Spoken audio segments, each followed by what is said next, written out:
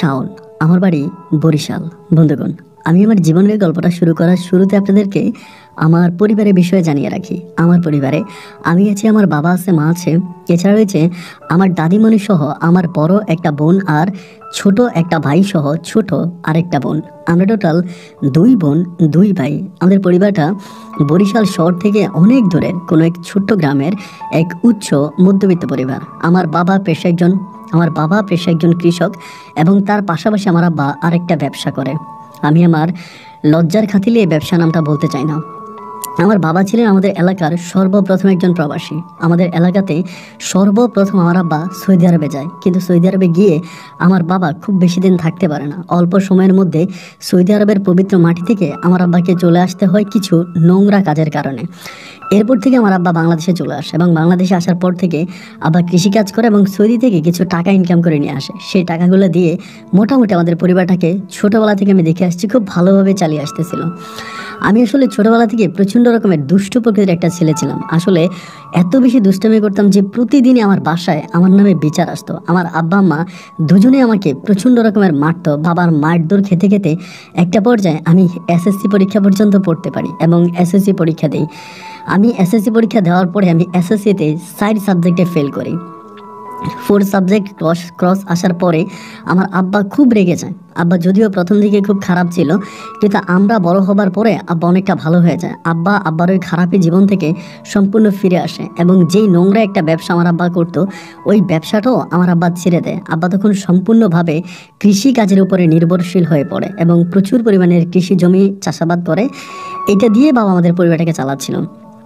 SSC পরীক্ষার পরে আমার এসএসসি পরীক্ষার সময় আমার বরাবর বিয়ে হয়ে যায়। আমাদের এলাকা থেকে মোটামুটি বেশ দূরেরই কোনো একটা এলাকাতে আমার বরাবরকে বিয়ে দিয়ে। আমার দুলাভাইও দেখতে শুনতে মাশাআল্লাহ অনেকটা ভালো ছিল। আমার বরাবর বিয়ে হয়ে যাওয়ার পরে পরিবারের একমাত্র বড় সদস্য হলাম আমি। আমার আব্বা আম্মা আমাকে খুব বেশি ভালো না বাসলেও পরিবারের বড় হিসাবে আমাকে মোটামুটি একটু হলেও মানত। এসএসসি পরীক্ষার পরে আমি যখন 4 সাবজেক্টে ফেল করি, দেন আমি তখন চিন্তা করতেছিলাম যে কী করা যায়। এইভাবে তো থাকা যাবে না, কিছু না কিছু একটা করতে হবে। অ্যান্ড আমি তখন ভেবেচিন্তে দেখলাম যে আমাদের এলাকাতে আমাদের বাড়ির পাশে আমাদের এলাকাতে বাজারের মধ্যে আমি তখন একটা মোবাইলের দোকান দিই। মোবাইলের দোকান বলতে মোবাইলে কথা বলার জন্য, তারপরে হচ্ছে আপনার বিভিন্ন ধরনের মিনিট দিই বা এ ধরনের মোবাইলে অনেক কিছু সামগ্রী বিক্রি করি। মোবাইল সামগ্রীর একটা দোকান আমি তখন আমাদের এলাকাতে দিই। তো খুব বেশি টাকা ছিল না, মোটামুটি আমার আব্বা মানুষের কাছ থেকে ধার করে এনে আমাকে দোকানটা দিতে। তো দোকানটা আমি চালাচ্ছিলাম, কিন্তু দোকানটা খুব ভালোভাবে চলতেছিল না। দোকানটা খুব ভালোভাবে চলে না। অ্যান্ড কেন চলে না আমি সেটা বুঝতেছি না। কাস্টমার খুব বেশি একটা পাওয়া যায় না। আর সে সময় তো মোবাইল ইউজার এতটা অ্যাভেলেবেল ছিল না। এখন যেরকম অ্যাভেলেবেল মোবাইল ইউজার, ওই সময় তো আসলে অত বেশি মোবাইল মানুষ ব্যবহার করতো না। তো তার জন্য দেখা যায় যে এই মোবাইল সামগ্রীগুলো বিক্রি করা আমার জন্য খুব কঠিন হয়ে যেত। এরপর আমি বিক্রি করতাম। এমন করে সময়গুলো কাটতে কাটতে একদিন দুপুরবেলা আমি বাজারে বসে আছি। আমার আম্মা হঠাৎ করে আসছে রিক্সা নিয়ে। আইসা আমাকে বলতেছে, শাওন তাড়াতাড়ি দোকান বন্ধ কর, আমার সাথে চল। আমি তখন বললাম যে কোথায় যাব? মা বলতেছে তোর মামার বাড়িতে যাব। তো আমার কিন্তু নানা নানি কেউ নাই, শুধু আমার মায়ের একটা বড় ভাই আছে, আমার মামা। তো আমি বললাম যে কেন মামার বাড়িতে কেন যাব? বলে শুনেছি তোর মামার নাকি কে মারছে। তো এটা শোনার পরে আমি তখন তাড়াতাড়ি দোকান বন্ধ করলাম এবং দোকান বন্ধ করে মায়ের সাথে রওনা দিলাম। মায়ের সাথে রওনা দিয়ে আমি নানু বাড়িতে গেলাম, মামার বাড়িতে গেলাম। গিয়ে দেখলাম আমার মামার মাথার মধ্যে ব্যান্ডেজ করে রাখছে, মামাকে মারছে। পরে আমার মামাতো বোন ছিল 3টা, কিন্তু আমার কোনো মামাতো ভাই নাই এবং আমার মামিও কিন্তু ছিল না, মামিও মারা গেছে। আমার মামাতো বোনেরা ছোট থাকতে এই অবস্থায় আমার মামি মারা যায়। তো আমার বড় যে মামাতো বোনটা আছে, ওর নাম হচ্ছে সাথী, ওর কিন্তু বিয়ে হয়েছে। অ্যান্ড ও শ্বশুর বাড়িতেই থাকতো। এখন দেখি যে ও এই বাড়িতে। পরে আমি জিজ্ঞেস করলাম যে সাথী কী হয়েছে? আমাকে বলে পাশের ঘরের লোকদের সাথে আমার আব্বার ঝগড়া হয়েছে, পাশের বাড়ির। আমি তখন জিজ্ঞেস করলাম কেন? বলে জায়গা সম্পত্তি নিয়ে। তো দেখা গেল আমি এই জায়গার প্রবলেমটা অনেক দিন আগ থেকে চলতেছিল। আমার মামার জায়গার উপরে ওরা বিল্ডিং উঠাই ফেলছে। জায়গাটা পুরো আমার মামার, ওই জায়গার উপরে ওরা জোর জবরদস্তি করে বিল্ডিং উঠাই ফেলে। এই লোকের 4 ছেলে আছে এবং ওনার টোটাল 6টা ছেলে। 2 ছেলে হচ্ছে বিদেশে থাকে, 4টা দেশে থাকে। ওই 4টা জোর জবরদস্তি করে আমার মামার জায়গা দখল করে নিছে।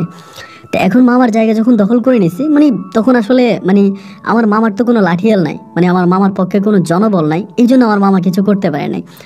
তো রাতটা আমরা ছিলাম। রাতে থাকার পরে আমি সকালবেলা মামারে বললাম যে মামা ঠিক আছে থাকেন, একটা দরবারে ডেট দেওয়া হয়েছে। মামা গ্রামবাসীর কাছে দরবার চাইছে, যেহেতু আমাকে এভাবে মারছে, একটা দরবারের ডেট তখন গ্রামবাসী মিলে দিছে। তো গ্রামের দরবারের ডেট অনুসারে আমি, আমার মা, আমার বাবা ওই দরবারে উপস্থিত হলাম। মামার যে দরবার, ওই দরবারে এখন দরবারে যাওয়ার পরে যেটা দেখলাম যে তারা মোটামুটি লাঠিয়াল ঠিক করে রাখছে, মানে ওই দরবারের মধ্যে আমার মামাকে মারবে, মানে দরবার চলাকালীন অবস্থা আমার মামারে মারবে, এরকম খবর আমি তখন পাইছি গোপন সূত্রে, মানে তাদের কাছ থেকে, যে তারা লাঠিয়াল ঠিক করে রাখছে, তারা লাঠিচোটা সব রেডি করে রাখছে, দরবার চলা অবস্থা আমার মামাকে অ্যাটাক করবে।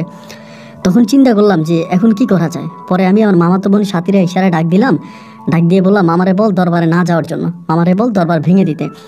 সাথী বলতেছে কেন? আমি বললাম দরবার ভেঙে দিতে বল, কারণ এই দরবারের মধ্যে মামাকে মারবে, এরকম খবর আমি পাইছি।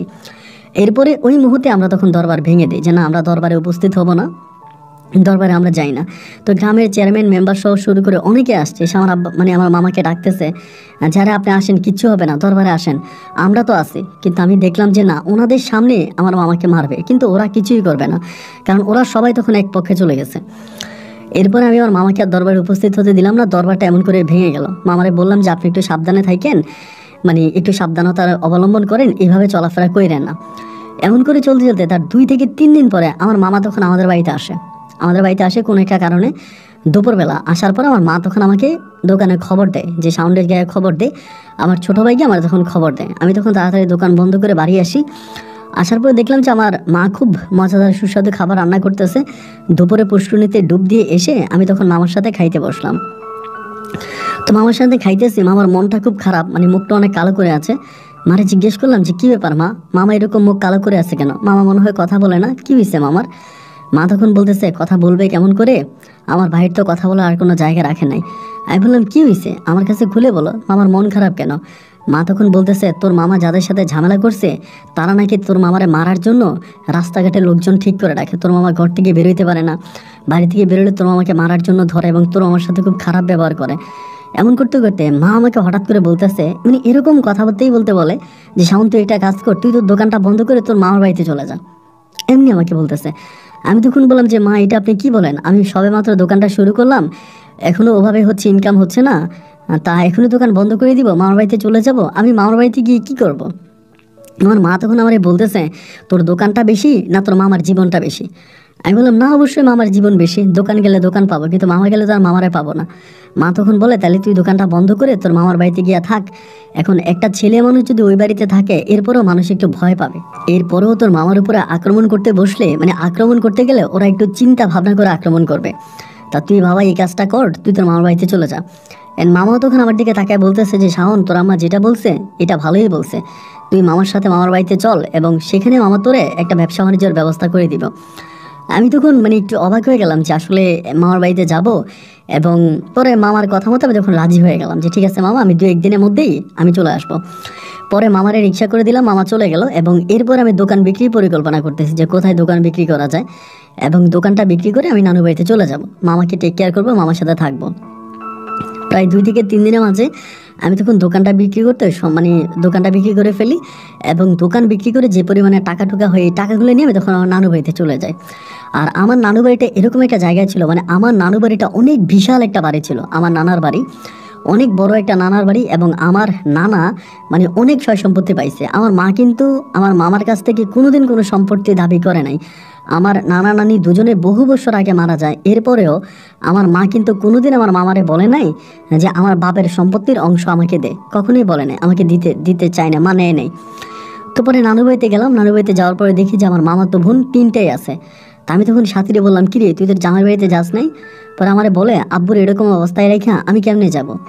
আমি তখন বললাম তো তোর জামাই কিছু বলে নাই? বলে না, ওনার সাথে কথা হয়েছে এবং উনি বলছে এখানে থাকার জন্য। আমি বললাম আচ্ছা ঠিক আছে। পরে আমি মামার সাথে বের হই, মামার সাথে থাকতেছি, তখন আমি আর দোকানদারি করি না, মানে সব কিছু বন্ধ, দোকান বন্ধ করে দোকান বিক্রি করে চলে আসছি। এবার মামার সাথে এদিকে ওইদিকে হাঁটা চলা করে চলাফেরা করি। তো মাঝে মাঝে মামার সাথে দোকানে যাই, মানে আমাদের এদিকে মামার এদিকে দোকান আছে, দোকানে গেলে আমি মামার সাথে যাই, মামার সাথে আসি। তো ওই মামার সাথে যাদের ঝামেলা তারা মামার দিকে তাকায় তাকায় মানে হাইসা হাইসা বলে যে ভাগিনারে লাঠিয়াল বালায় নিয়ে আসছে, মামা ভাগিনা দুজনেরই পিটাবো, এরকম করে করে অনেক নোংরা এবং বাজে কথা, মানে হিট দিয়ে আমাদেরকে কথা বলে। মানে আমরা কোনোভাবে কোনো কিছু বলি কিনা, বললেই তো একটা মারামারি পর্যায়ে চলে যাবে। মামা আমাকে বলতেছে যে তুই কোনো কিছু বলবি না, ওরা যা বলার যেটা বলার ওরা বলুক, তুই চুপচাপ থাকবে, তোর কিছু বলার প্রয়োজন নেই। আমি তখন বললাম যে না মামা, আমি কিছু বলতে যাবো কেন, আমার কিছুই বলার দরকার নেই, আমি কোনো কিছুই বললাম না।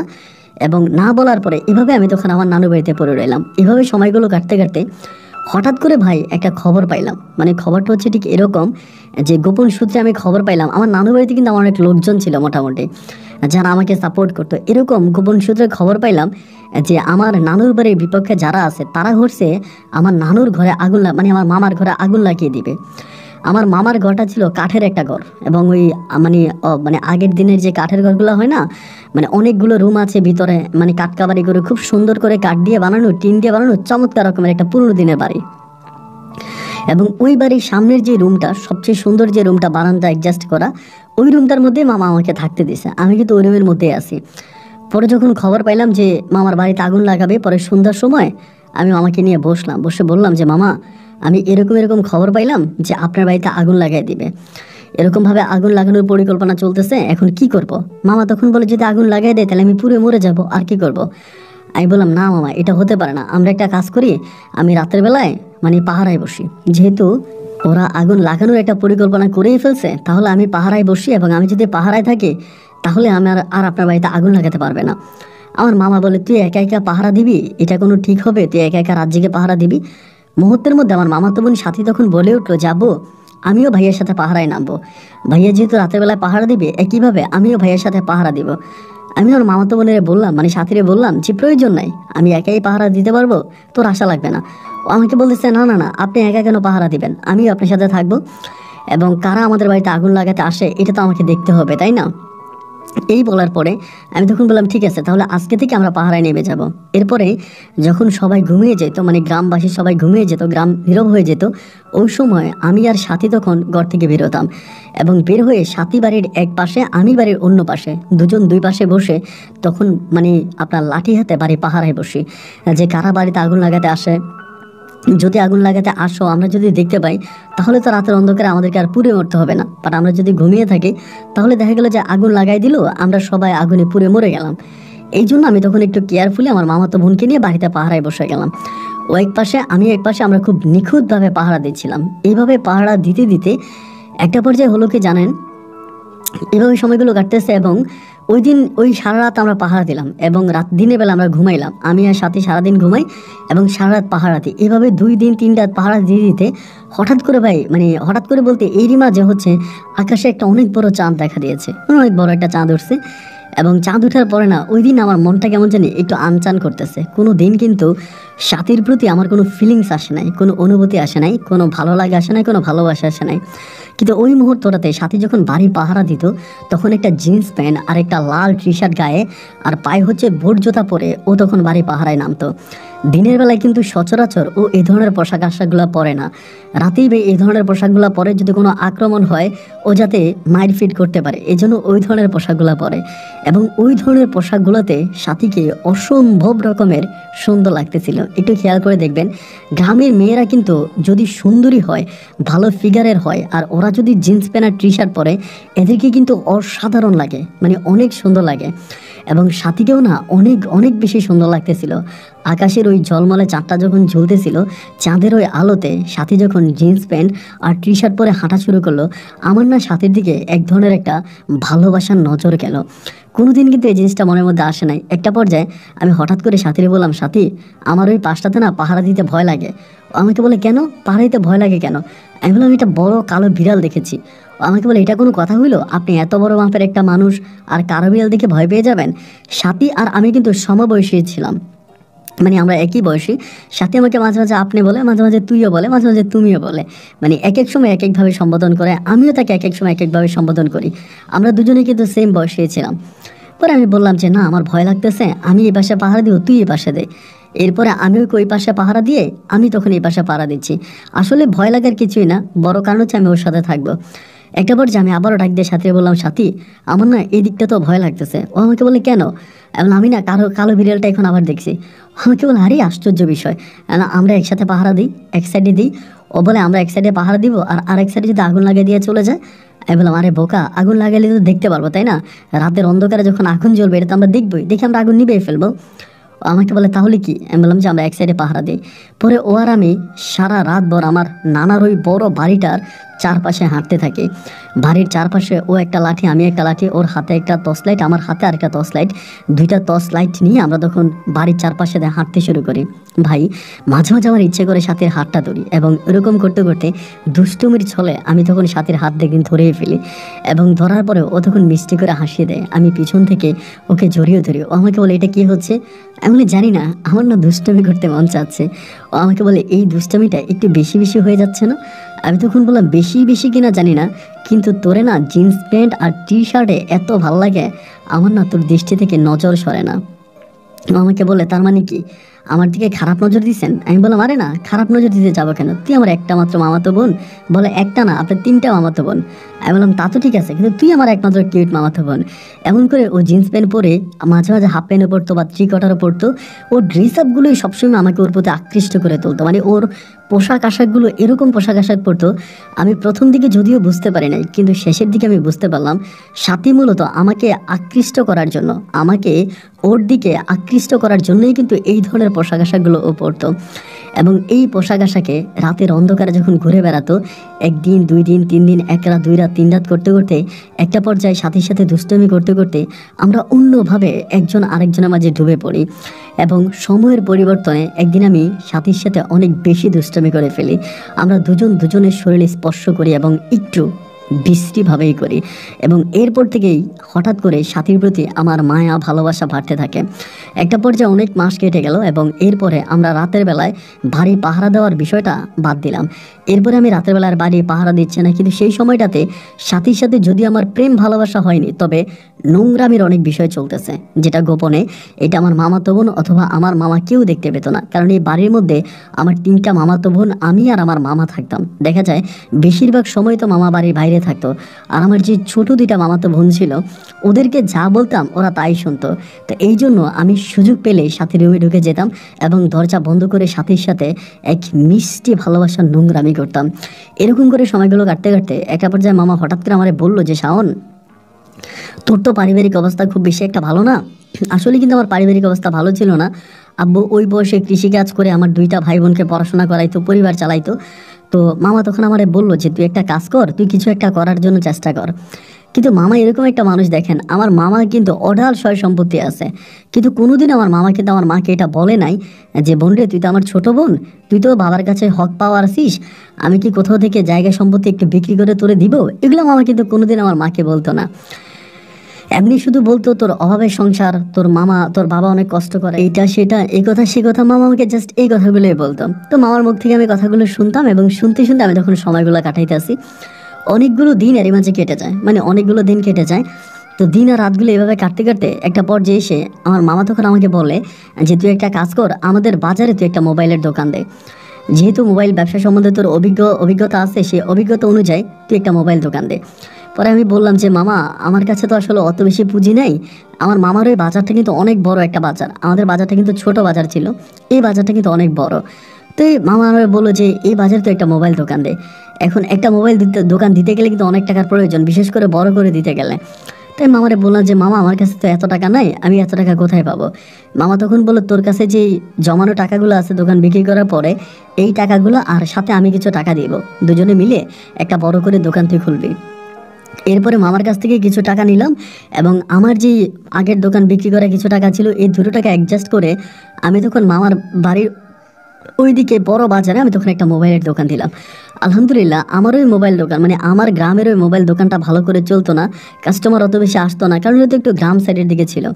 আর মামারটা মোটামুটি একটু শহরমুখী, এই জন্য দেখা যায় যে প্রচুর পরিমাণের কাস্টমার আসে। রাতারাতি আমি দোকান থেকে অনেক বেশি টাকা ইনকাম করতে শুরু করি, বা আমার গ্রামের বাড়িতে আমার মায়ের জন্য টাকা পাঠাই, বাবার জন্য টাকা পাঠাই, ছোট ভাই বোনরা পড়াশোনা করে ওদের জন্য টাকা পাঠাই, এবং পরিবারের জন্য আমি তখন অনেক কেয়ারিং হয়ে উঠলাম, পরিবারকে অনেক অনেক বেশি পরিবারের প্রতি কেয়ারিং হয়ে উঠলাম, পরিবার দেখাশোনা করতেছি। এইভাবে তখন দিন আর রাতগুলো কাটতেছে, দিন রাতগুলো ঠিক এইভাবেই কাটতে কাটতে একটা পর্যায়ে আমার এই যে সময়গুলো কাটতেছে, তারই মাঝে কিন্তু আমার মামাতো বোনের সাথে আমার কিন্তু খুনসুটি, দুষ্টমি এগুলো চলেই যাচ্ছে। এবং এরকম করে যেতে যেতে আমরা কিন্তু দুজন দুজনকে ভালোবেসে ফেলি। মুখে হয়তো ভালোবাসি কথাটা বলা হয়নি, কিন্তু শারীরিক দিক থেকে আমরা দুজন দুজনের সাথে এমন কিছু করে ফেলেছি যেটা কিন্তু হাজব্যান্ড ওয়াইফের মাঝেও হয় না। কারণ আমার মামাতো বোনের জামাই বিদেশ থাকতো, ও একাই থাকতো। আর এরপরে মানে এই ঘটনার পরে, মামার ওই ঘটনার পরে ও কিন্তু আর যায় নাই, ও ওর মানে বাপের বাড়িতেই থেকে গেছে। আর ওর হাজবেন্ডকেও বলে দিছে যে ওর বাবা এখানে একা থাকে, ওর বাবার উপরে অ্যাটাক হতে পারে, এই জন্য ও এখানে থাকবে। আর ও তো মোটামুটি দেখতে শুনতে অনেকটা সুন্দরী ছিল, যার জন্য ও যেটা বলতো ওর হাজব্যান্ড সেটাই শুনতো, ওর কথার বাইরে কিছু বলতো না। এবং ও শুধু হাইড করছে ওর হাজব্যান্ডের কাছে আমি যে বাড়িতে থাকি এইটা বলা। এইটা ওর হাজব্যান্ডকে বলে নাই, এবং তার যে মানে দুইটা বোন আছে, দুই বোনকেও বলতে মানা করছে। ইভেন মামা নিজেও ওদেরকে মানা করছে যে আমি এই বাড়িতে থাকি এটা যেন ওর হাজব্যান্ডকে না বলে। কারণ হচ্ছে দেখা যায় একটা মানুষ বিদেশে থাকে, আমি একটা যুবক ছেলে ওই বাড়িতে থাকি, এটা তো তার হাজব্যান্ড মাইন্ড করতেই পারে, সন্দেহ লাগতেই পারে। এজন্য মামা সবাইকে বলে দিল যে শাওন যে বাড়িতে থাকে এটা তোর জামাইকে তুই বলিস না, মানে আমার সাথীকে বললো। সাথী ওর হাজব্যান্ডকে এই বিষয়ে কোনো কিছু বললো না। পরে মামার বাড়িতে থাকতেছি, এরকম করতে করতে আমরা দুজন দুজনকে অসম্ভব রকমের ভালোবেসে ফেলি। মানে এক মিষ্টি মধুর প্রেমের ভালোবাসার সম্পর্কে আমরা জড়িয়ে পড়ি। ভাই বিশ্বাস করবেন না, রাত্র 11টা বাজে আমি যখন দোকানটা বন্ধ করে আমার ওই নানু বাড়িতে আসতাম, আমার নানু বাড়িটা অনেক বড় একটা বাড়ি ছিল। আসার পরে দেখতাম যে সাথী প্রতিদিনে খাবার নিয়ে আমার জন্য খাবার টেবিলে অপেক্ষা করতো। আমি যখন আসতাম সাথী আমাকে নিজের হাতের লোকমা ধরিয়ে আমাকে খাওয়াই দিত। আমি ওর মুখের দিকে তাকিয়ে থাকতাম, আদর করে মাঝে মাঝে আমার কোলে এসে বসতো। আমার কোলে এসে বসে খাবারের প্লেটটা হাতে নিয়ে বড় বড় লোকমা দিয়ে আমাকে তখন খাওয়াই দিত। আমি মাঝে মাঝে খাওয়ার ফাঁকে ফাঁকে ওর গালে চুমো দিতাম এবং মিষ্টি করে ওকে জড়িয়ে ধরতাম। ও কিন্তু অনেকটা লাতুপুতু টাইপের একটা মানুষ ছিল, মানে ও একটু মোটা ছিল, অনেক ফর্সা ছিল এবং দেখতে শুনতে অনেকটা কিউট ছিল। এরকম কিউট মেয়ে আমার জীবনে মনে হয় আমি আর একটাও দেখি নাই কোনোদিনও। কিন্তু ওর বিয়ের আগে আমি ওর দিকে এভাবে তাকাই নাই, কিন্তু এই সময়টাতেই ও আমার মনের মণিকোঠায় এমনভাবে বসে গেল। খাওয়া দাওয়া শেষ করে সাথে তখন ওড়না দিয়ে আমার মুখটা মুছে দিত। এরপরে আমাকে নিয়ে বাড়ির আঙিনায় বসে মিষ্টি চাঁদের আলোতে মিষ্টি হাওয়ার মাঝে বসে আমরা ঘন্টার পর ঘন্টা সময় কাটিয়ে দিতাম। ও আমার কোলে বসতো, আমি ওর মাথার চুল টেনে দিতাম এবং আমি ওর কোলে বসতাম, ও আমার মাথার চুল টেনে দিত।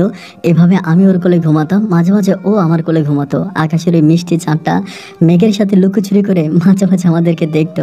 এক ফালি মেঘ এসে উড়ে যেত, মিষ্টি করে পাখিরে কিচিমিচি করে ডাকতো এবং নির্ঘুময় অন্ধকার রাতে আমরা একজন আরেকজনকে ভালোবাসতে বাসতে এমন সব কাজ কারবার করে ফেলি যেটা হাজব্যান্ড আর ওয়াইফের মাঝেও হয়ে থাকতো। এরকম করতে করতে দিন আর রাতগুলো পার হতে হতে একটা সময় হঠাৎ করে আমি খবর পেলাম যে ওর হাজব্যান্ড বাংলাদেশে আসার সময় হয়ে গেছে। 2 মাস পরেই ওর হাজব্যান্ড বাংলাদেশে আসবে, ছুটি পাবে, এটা ওকে ফোন করে বলছে। এটা শোনার পরেই না ভাই আমার মাথায় তখন আসমানটা ভেঙে পড়লো যে এটা কি, সাথীর জামাই যদি বাংলাদেশে আসে তাহলে তো সাথীকে এই বাড়ি থেকে নিয়ে যাবে এবং সাথীর সাথে ওর হাজব্যান্ড থাকবে। মানে একটা বিষয় কি জানেন, মানে আমি আপনাকে জাস্ট ক্লিয়ার করে অতটুকুই বলি, কেউ যদি আমাকে আমার আমার শরীরে ব্লেড দিয়ে পোঁচ দেয় বা আমাকে মেরে ফেলে আমার মনে হয় এতটা কষ্ট হবে না, কিন্তু কোনো একটা পুরুষ যদি সাথীর গায়ে হাত তোলে আমি এতটাই কষ্ট পাবো। আজকে বহু মাস ধরে আমি আমার আপেলটাকে আদর যত্ন করে রেখেছি, ওরে আমি নিজের হাতে গোসল পর্যন্ত করাইতাম। ও মাঝে মাঝে বাথরুমে গোসল করতে গেলে আমাকে ডাকতো যে শাওন ভাই আমার একটু পিঠটা ডলে দেন, তা আমি ওর পিঠ ডলে ওকে মাঝে মাঝে গোসলও করাইতাম, নিজের হাতে গোসল করাইতাম। আমার সেই সোনা ময়না পাখি টিয়া টুনটুনিটা একটা প্রবাসী আসবে ওর সাথে এসে ঘুমাবে, ওই বুড়া বেটা তার সাথে থাকবে, এটা তো কোনোদিনও হতে পারে না। মুহূর্তের মধ্যে আমি তখন সিদ্ধান্ত নিলাম যে আমি এখন কি করব। ওর হাজব্যান্ড আসবে এটা কিন্তু ও নিজেই আমাকে বললো যে 2 মাস পর ওর হাজব্যান্ড আসবে। পরে এভাবে একদিন আমি ওরে বললাম যে সাথী তোমার তো হাজব্যান্ড আসার সময় হয়ে গেছে এবং তুমি এটা নিজে আমাকে বললা, এখন কি সিদ্ধান্ত নিলা, কি করবা? ও আমাকে বলে কি করব, উনি আসবে, এখন উনি আসলে তো আমি ওনাকে আশা ঠেকাইতে পারবো না। ঠেকাইতে পারবো? আমি বললাম না তুমি তোকে ঠেকাইতে পারবে না, উনি বাংলাদেশে আসবে, সব কিছুই ঠিক আছে, কিন্তু তোমার আমার সম্পর্কের বিষয়টা কি চিন্তা করলো? এর মাঝে সাথে কিন্তু একবার মানে আমাদের এই সম্পর্কের মাঝে কিন্তু একবার বেবি কনসেপ্ট করছে। এরপর আমি ওষুধ খাওয়াই ওর বেবিটা নষ্ট করি। এর আগেও ওই কিন্তু ওর হাজব্যান্ডের সাথে থাকা অবস্থা আবারও বাচ্চা কনসেপ্ট করে এবং সেখানে তার ঘরে একটা মৃত সন্তান হয়, মানে একটা মৃত মেয়ের সন্তান হয়, মানে পেট থেকে এরা মৃত আসে। নাহলে কিন্তু ওর মেয়েটা কিন্তু যদি থাকতো তাহলে মেয়েটা কিন্তু এখন অনেক বড় হয়ে যেত। পরে আমি বললাম যে আমাদের সম্পর্কটা নিয়ে তুমি কি চিন্তা করলা, আমরা কি করব? ও তখন আমাকে বলে আমার মাথায় আসলে কোনো কিছু আসতেছে না যে এত কম সময়ের মধ্যে আমি তোমার সাথে এরকমভাবে জড়াই গেছি বা এরকমভাবে তোমাকে ভালোবেসে ফেলছি। এখন তো আমি আমার হাজব্যান্ডকে ঠিকমতো টাইম দিতে পারবো না, আমার হাজব্যান্ডের সাথে আমি ঠিকমতো থাকতে পারবো না। আমার আবেগ, আমার ইমোশন, আমার ভালোবাসা যা কিছু ছিল এই সবই তো তোমার জন্য। আমি না সত্যি আমার হাজব্যান্ডকে এখন আর কোনো কিছুই দিতে পারবো না। আমি তখন বললাম, তার মানে কি তুমি তোমার হাজব্যান্ডকে কোনো কিছু দেওয়ার পরিকল্পনা করো নাকি, যে তুমি তোমার হাজব্যান্ডকে কোনো কিছু দিবা? ও আমাকে বলে, না এরকম না, আজকে বহু বছর পরে, প্রায় 3 থেকে 4 বছর পরে উনি বিদেশ থেকে আসবে, তাহলে তো তার একটা ডিম্যান্ড বা তার একটা চাহিদা আমার উপরে আছে, তাই না? আমি বললাম, সাথে কি ডিমান্ড তোমার হাজব্যান্ড তোমার উপরে, কি চাহিদা তোমার হাজব্যান্ড তোমার উপরে? আমি ভাই এসব বুঝি না, কিন্তু আমি শুধু সাফ সাফ একটা কথা বলে দিই, আমার ভালোবাসার মানুষের গায়ে কেউ একটা ফুলের টোকাও দিতে পারবে না। আমার জীবন থাকতে আমার ভালোবাসার মানুষের সাথে কেউ শুইতে পারবে না। তখন একটা মুচকি হেসে বলে, দূরো পাগলা, এরকম করে বললে কি হবে? উনি আমাকে বিয়ে করছে না, উনি তো তোমার আগে আমাকে বিয়ে করছে এবং কলমা কাবিন করে আমি তার বউ। সে আমার পেটে একবার বাচ্চাও দিছে, তাহলে তার সাথে আমার হয় নেই কি? সবই তো হয়েছে। আমি বললাম, না সাথী, আগে কি হয়েছে না হয়েছে এইটা আমার দেখার বিষয় না। তোমার হাজবেন্ড তোমার সাথে আগে কি করছে এসব আমি জানি না, কিন্তু এখনকার ঠিক এই মুহূর্তের পর থেকে তোমার হাজবেন্ড কখনোই তোমার শরীরে হাত দিতে পারবে না। ও আমাকে বলে, ধুরো, মাথা ঠান্ডা করো তো, তুমি দোকানে যাও, এত মাথা গরম করো না, ঠান্ডা মাথায় চিন্তা করো, সব কিছু ঠিক হয়ে যাবে। এইভাবে সময়গুলো কাটতে কাটতে প্রায় আরও 8-9 দিনের মতো কেটে গেল। আমি না তখনই সাথীকে বারবার বুঝাচ্ছিলাম, ও সাথী, তোমার হাজবেন্ড তো আসার সময় হয়ে যাচ্ছে, তুমি কি সিদ্ধান্ত নিলা, তুমি কি করলা? এগুলো বললেই না ও বেলবেল করে আমার দিকে তাকিয়ে থাকে। ও কোনো ডিসিশন নিতে পারে না, কোনো সিদ্ধান্ত নিতে পারে না, এবং ও সিদ্ধান্তহীনতায় ভুগতেছে যে ও কী করবে। একটা পর্যায়ে আমি ওর হঠাৎ করে বললাম যে, সাথে একটা কাজ করো, যা হবার তা হয়ে গেছে, এসব চিন্তা ভাবনা করে তো এখন আর লাভ নাই।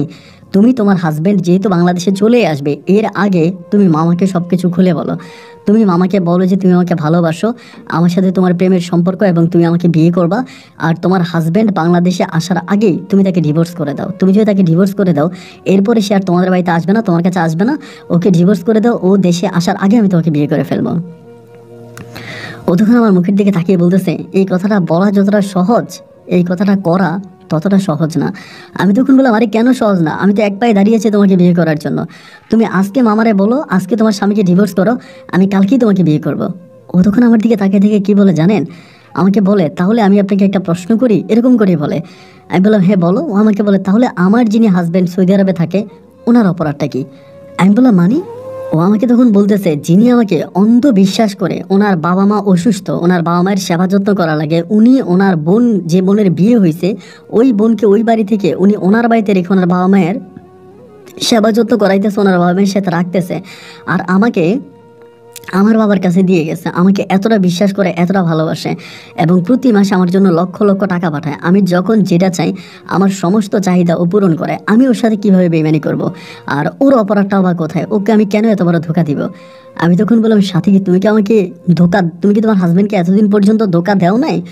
আমাকে বলে, হ্যাঁ দিয়েছি, আমি আমার স্বামীর ভাগটা তোমাকে দিচ্ছি, কিন্তু আমি না বুঝতে পারিনি, যেটা করা এটা করে ফেলছি। বাট আমার কাছে মনে হয় যে এখন আমাদেরকে একটু শক্ত হয়ে যাওয়া উচিত। আমি বললাম, আরে তুমি কি পাগল হয়ে গেছো নাকি? তুমি এটা কি বলতেছো? ও বলে, দেখো শাওন, তুমি কিছু মনে করো না, তুমি তো আমার সমবয়সী আর আমার ফুফাতো ভাই। দেখো, তোমার যখন আমার প্রয়োজন হয় তুমি আমারে ডাকবা, আমি তোমার কাছে চলে আসবো। যা করা দরকার হয় আমার সাথে তাই করবা, কিন্তু আমার মনে হয় তোমার সাথে আমার সংসার করলে আমার স্বামীর মনে আমি আঘাত দিব, এই আঘাতটা আমি দিতে পারবো না। আমি তখন অবাক হয়ে মুখের দিকে তাকিয়েছি, কী রে ভাই, এটা কেমন মেয়ে যে আজকে মাসের পর মাস আমার সাথে একইভাবে স্বামী স্ত্রীর মতো আমার রুমে আসতো, আমার রুমে থাকতো, আমার রুমে ঘুমাইতো, আমি ওর সাথে থাকতাম।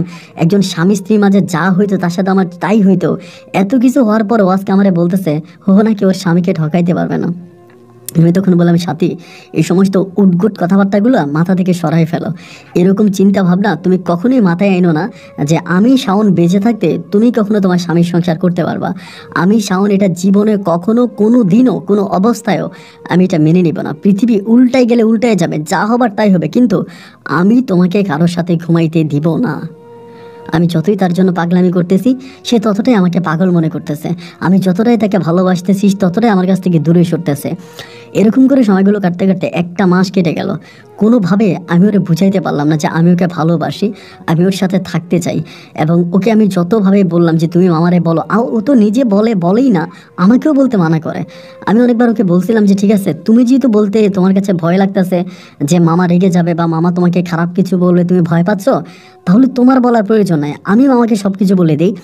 ও আমাকে বলে, না না, তুমি এই কাজটা ভুলেও করো না, কারণ তুমি জানো তোমার ইনকামের উপরে তোমার ভাই বোন পড়াশোনা করে, তোমার ইনকামের উপরে তোমার পুরোটা পরিবার ডিপেন্ড করে আছে। এখন যদি তুমি এরকম একটা কাজ করো, আমার আব্বা তো কত রাগী তুমি জানোই, আব্বু দেখা যায় তোমাকে মায়ের বাড়ি থেকে বের করে দেবে।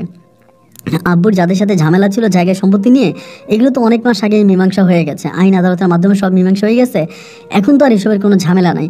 তা এখন আব্বু তোমাকে এই বাড়িতে রাখবে না। আব্বু এই কথাটা জানা মাত্রই তোমাকে ঘাড় ধাক্কা দিয়ে বাড়ি থেকে বের করে দিবে, এবং তখন তুমি কোথায় যাবা? আর তুমি তো ভালো করেই জানো দোকানের অর্ধেকের চেয়েও বেশি পুঁজি আমার আব্বার, তোমার তো অল্প কয়েক টাকা। আমি তখন বললাম, সাথে আমি এত কিছু বুঝি না, এত নিয়ম কারণ, এত আইন, এত অভাব অনটন, এত কিছু আমি বুঝি না। আমি শুধু একটা জিনিসে বুঝি, এই দুনিয়াতে নিঃশ্বাস নিয়ে বেঁচে থাকতে হলে আমার তোমাকে প্রয়োজন। ও আমার মাথায় হাত বোলাই দিয়া বলে, প্লিজ শাওন, এরকম করে না, তুমি তো আমারই ফুফাতো ভাই, তুমি কেন আমার সংসারটা ভেঙে দিবা? ও না তখন সংসার করার জন্য অনেকটা পাগল হয়ে গেল। আমি তখন ভাবলাম যে কি করা যায়, এবং একদিন আমি সিদ্ধান্ত নিলাম যে যাই আছে কপালে, যেটাই হবে আমি মামাকে সব কিছু জানিয়ে দিব। ওর হাজব্যান্ড আসার ঠিক মাসখানেক আগে একদিন আমি সন্ধ্যার সময়, আমার মামা চা খেয়ে চলে যাবে সন্ধ্যার দিকে, মাগরিবের নামাজের পরে। মামা কিন্তু মাগরিবের নামাজের পরে দোকানে আর থাকে না, দোকান থেকে চলে যায়। মামা চলে যাচ্ছে, যাওয়ার সময় আমাকে সবসময় বলে যায় যে শাওন আমি চলে যাই, দোকান তাড়াতাড়ি বন্ধ করে বাড়িতে চলে আসিস। এই সন্ধ্যার সময় মামা যাবে, খাওয়া দাওয়া করে মামা কিন্তু ঘুমিয়ে যাবে, আর মামা উঠবে না। এবং এরপর থেকে আমি যাব, আমি খাওয়া দাওয়া করবো, আমি সাথীর সাথে সারা রাত অনেক রাত মধ্যরাত পর্যন্ত বাইরে আড্ডাবাজি করবো। এরপরে সাথী আর আমি এক রুমে ঘুমাবো, আমরা প্রায় সময় এক রুমে ঘুমাই। এরপরে মামা চলে যায়, মামা তো আর দেখে না কে কোথায় ঘুমাচ্ছে। মামা সকালে ঘুম থেকে উঠে মামা হাত মুখ দিয়ে মামা বাজারের দিকে হাঁটতে গেলে সাথী তখন উঠা ওই রুমে যায়। মামা কখনোই আমাকে সন্দেহ করে না যে সাথীর সাথে আমার এরকম কিছু আছে বা এরকম কিছু হতে পারে, এগুলো আমার কিন্তু কোনোদিনও মাথার মধ্যে সন্দেহের মধ্যে ছিল না। তো ওই দিন মামার আমি তখন দোকানে ডাকছি, ডাকার পরে আমি তখন শাটারটা অর্ধেক পর্যন্ত ফেলে দিছি। ফেলে দিয়ে মামারে বললাম, মামা আমি আপনাকে কয়টা কথা বলতে চাই। মামা সম্ভবত মনে করছে যে আমি ওনার ওই জায়গা সম্পত্তির বিষয় নিয়ে কথা বলবো। মামা বলে যে এইসব বিষয় নিয়ে দোকানে কথা বলতে হয় না, তুই বাড়িতে আয়, বাড়িতে আইলে কথা বলা যাবে। কারণ আমি তো জানি বাড়িতে আমার সাথে মামাকে সাথী কোনোভাবেই কথা বলতে দেবে না। আমি তখন বললাম, মামা আপনি মনে করতেছেন জায়গা সম্পত্তি নিয়ে কথা বলবো? আমি তো জায়গা সম্পত্তি নিয়ে কথা বলবো না, আমি অন্য একটা বিষয় নিয়ে কথা বলবো। মামা তখন আমাকে বলতেছে, অন্য বিষয়? অন্য কোন বিষয় নিয়ে কথা বলবে? আমি বললাম, মামা আসলে কিভাবে বলবো এবং না বলেও পারতেছি না, আপনি কি একটা বিষয় জানেন? এমনি বলি। মামা আমাকে বলে, কোন বিষয়? আমি বললাম, মামা সাথীর বিষয়। মা বলে, হ্যাঁ সাথীর হাজব্যান্ড তো আসবে, সামনের মাসে আসবে, আর তুই এয়ারপোর্টে যাবে, আমিও যাব, প্রয়োজনে সাথীকে সহ নিয়ে যাবো, ওর হাজব্যান্ড আসবে। ওর হাজব্যান্ড আসবে এটা তো ঠিক আছে, কিন্তু মামা সাথীর সাথে অন্য কারো সম্পর্কের বিষয়ে কি কিছু জানেন? এইটা বলার পর না মামা আমার দিকে একটু অবাকভাবে তাকিয়ে আছে, তাকিয়ে থেকে বলে, কি বলস তুই, এটা সাথীর সাথে কারো সম্পর্ক আছে নাকি? আমি বললাম, হ্যাঁ আছে। মামা বলে, কার? আমি বললাম, আমার। এটা বলা মাত্রই মামা তখন অনেক বড় বড় চোখ করে আমার দিকে তাকালো, তাকিয়ে আমারে বলতেছে, শাওন তুই কি বলতেছিস সেটা? আমি বললাম, মামা আমি যে কথাগুলো বলতেছি আপনি কথাগুলো মনোযোগ দিয়ে শোনেন। আজকে বহু মাস ধরে সাথীর সাথে আমার প্রেমের সম্পর্ক, আমি সাথীকে ভালোবাসি এবং সাথী আমাকে ভালোবাসে, আমরা দুজনকে এতটাই ভালোবাসি, আমরা কেউ কাউকে ছাড়া বাঁচব না। মামা সাথীর জামাই তো বিদেশ থেকে আসতেছে, আপনি যেভাবেই পারেন সাথীর জামাইয়ের সাথে সাথীকে ডিভোর্স করাই দেন, এবং ডিভোর্স করিয়ে আপনি সাথীর সাথে আমাকে বিয়ে দেন। মামা আমাকে প্রথম কথাটা বলতো, এই বিষয়ে তো কোনোদিন সাথী আমাকে কোনো কিছু বলে নাই, সাথী তোরে ভালোবাসে বা তোর সাথে সাথীর প্রেমের সম্পর্ক, এগুলো তো সাথী আমাকে কোনোদিন বলে নাই। এখন মামা সাথী হয়তো বলে নাই, কিন্তু আজকে তো আমি আপনাকে জানাইলাম যে আমি সাথীকে ভালোবাসি এবং আমি ওকে বিয়ে করব। আপনার কাছে হাত জোর করে অনুরোধ করতেছি, আপনি সাথীর সাথে ওর স্বামীর ডিভোর্স করাই দেন। মামা আমার দিকে তাকিয়ে থেকে বলে, বাগিনা বিপদের দিনে আমি তোকে আমার বাড়িতে এনেছি, আমি জানি তুই সেই সময় আমার পাশে না এসে দাঁড়ালে আমার অনেক বড় ক্ষতি হয়ে যেত, কিন্তু আজকে তোর কথা শুনে আমার কাছে মনে হয় যে আমি খাল কেটে বাড়িতে কুমির ঢুকাইছি। আমি তখন বললাম, না মামা এরকম কোনো কিছুই না, আপনি খাল কেটে কুমির আনেন নাই, আসলে আমি সাথীকে ভালোবাসি, এবং আমি যাকে ভালোবাসি। মামা বলে, প্লিজ আমি আর একটা বিষয়ে এই কথাটা শুনতে চাই না, সাথীর হাজব্যান্ড আসতেছে 1 মাস পরে, সাথী তার হাজব্যান্ডের সাথে তার শ্বশুর বাড়িতে চলে যাবে, এবং আমি তোকে দেখে শুনে আমি তোকে তোর মতো করে বিয়ের সাথে করাবো, তুই প্লিজ পাগলামি করিস না, এরকমভাবে পাগলামি করার কোনো মানে হয় না, তুই যেটা বলছিস তুই সেটা কর, আর এরকমভাবে পাগলামি করতে গেলে কিন্তু আমি ভুলে যাব যে তুই আমার ছোট বোনের ছেলে। এটা বলে মামা তখন শাটারটা একটা লাথি মেরে খুলে মামা তখন বেরিয়ে যায়। মামা বেরিয়ে গেল। আমি সেদিন রাতে প্রচুর পরিমাণে সিগারেট খেলাম, আমি কিন্তু সিগারেট অত বেশি খাই না, হয়তো মাঝে মাঝে 1 টান 2 টান ওরকম দিই, অত সিগারেট খাই না। ওই দিন আমি প্রচুর সিগারেট খেলাম, অনেকগুলো সিগারেট খেলাম, এবং খাওয়ার পরে দোকানে তালা মেরা দোকান থেকে বেরিয়েছি। প্রায় মধ্যরাতের পরে আমি ঘরে গেছি, ঘরে যাওয়ার পরে দেখলাম যে আমার মেজো মামাতো বোন আমাকে খাবার দিয়েছে, আমার বড় মামাতো বোন সাথী নাই। পরে ও খাবার দিলে, আমি বললাম, কিরে সাথী কই? বলে, আপু তো ঘুমাই গেছে। দেখেন রাত 3টা বাজে আসলো, মাঝে মাঝে রাত 3টা বাজে যখন আমি দোকান থেকে আসতাম তখনও কিন্তু সাথী মানে আমার জন্য খাবার নিয়ে বসে থাকতো। আমি খাবার না খেলেও কোনোদিনও খাইতো না, কিন্তু আজকে জানতে পারলাম যে ও খাবার খেয়ে ঘুমিয়ে গেছে। আমার কাছে মনে হইলো যে মনে হয় মামা কিছু বলছে। আমি আমার মেজো মামাতো বোনেরে বললাম, মামা কি সাথীরে কিছু বলছে? বলে না, আব্বু তো সাথী আবুর সাথে কোনো কথা বলে নাই, আব্বু তো এসে ঘুমিয়ে গেছে খাওয়া দাওয়া করে, এবং আপু একটু পরে খাওয়া দাওয়া করে ঘুমিয়ে গেছে, আপুর সাথে আব্বুর কোনো কথা হয় নাই। আমি তখন বুঝতে পারলাম না কি তাহলে ও আমার সাথে কথা বলবে না কেন, ও খাবার টেবিলে থাকবে না কেন। আমি তখন ওই খাওয়া দাওয়াটা করে রুমে গেছি। রুমে যাওয়ার পরে মোবাইল ফোনটা নিয়ে আমি তখন ওর নাম্বারে কল দিলাম। তখন অনেক রাত, কল দেওয়ার পরে দেখলাম যে ওর নাম্বারটা বন্ধ। নাম্বারটা বন্ধ এবং বন্ধ, অনেকবার ট্রাই করতেছি, নাম্বারটা বন্ধ। একটু পরে আবারও পাকঘরে গেলাম, গিয়ে দেখি যে আমার মেজো মামাতো বোন মানে আপনার সব কিছু পাকঘরে সব কিছু বন্ধ করে ও রুমে চলে গেছে। আমার আমার 2 মামাতো বোন আর ওই আমার সাথী ওরা একসাথেই ঘুমাইতো, এক রুমেই ঘুমাইতো। পরে ওদের রুমে আলো জ্বলতেছে, বাইরে থেকে দেখা যায়। পরে আমি আমার মানে শোয়া থেকে উঠে ওদের রুমের সামনে গেছি, এবং রুমের সামনে গিয়ে আমি 2-3 বার ডাক দিছি, সাথী সাথী বলে 2 বার ডাক দিছি। যেহেতু ওরা ভিতরে আছে, ওরা কিন্তু আমার ডাক শুনতেছে, কিন্তু ওরা দরজা খোলে না। হঠাৎ করে ভাবি পাশে থেকে মামা তখন দরজা খুলছে। মামা দরজা খুলে মামা দেখলো যে আমি সাথীর দরজার সামনে দাঁড়িয়ে আছি। মামা তখন আমার বললো, কি ব্যাপার শাওন, তুমি এত রাতের বেলা ওখানে দাঁড়িয়ে আসো কেন? কিন্তু ভাই বিশ্বাস করেন, আজকে মামার বাড়িতে আমি এতগুলো মাস আছে, কিন্তু কোনো দিন আমি দেখি নাই মামা এই সময় ঘুম থেকে উঠতে। মামা এই সময় মানে রুমের বাইরে আসতে আমি কোনোদিনও দেখি নাই, কিন্তু আজকে মামা রুমের বাইরে আসছে। পরে আমারে বলে, আমি বললাম মামা আমার মাথার অনেক ব্যথা করতেছে, ওদের কাছে কোনো মানে জ্বরের ওষুধ আছে কি না, এটার জন্য ডাকতেছিলাম। মা বলে, জ্বরের ওষুধ আমার রুমে আছে, আমার রুমের সামনে আয়।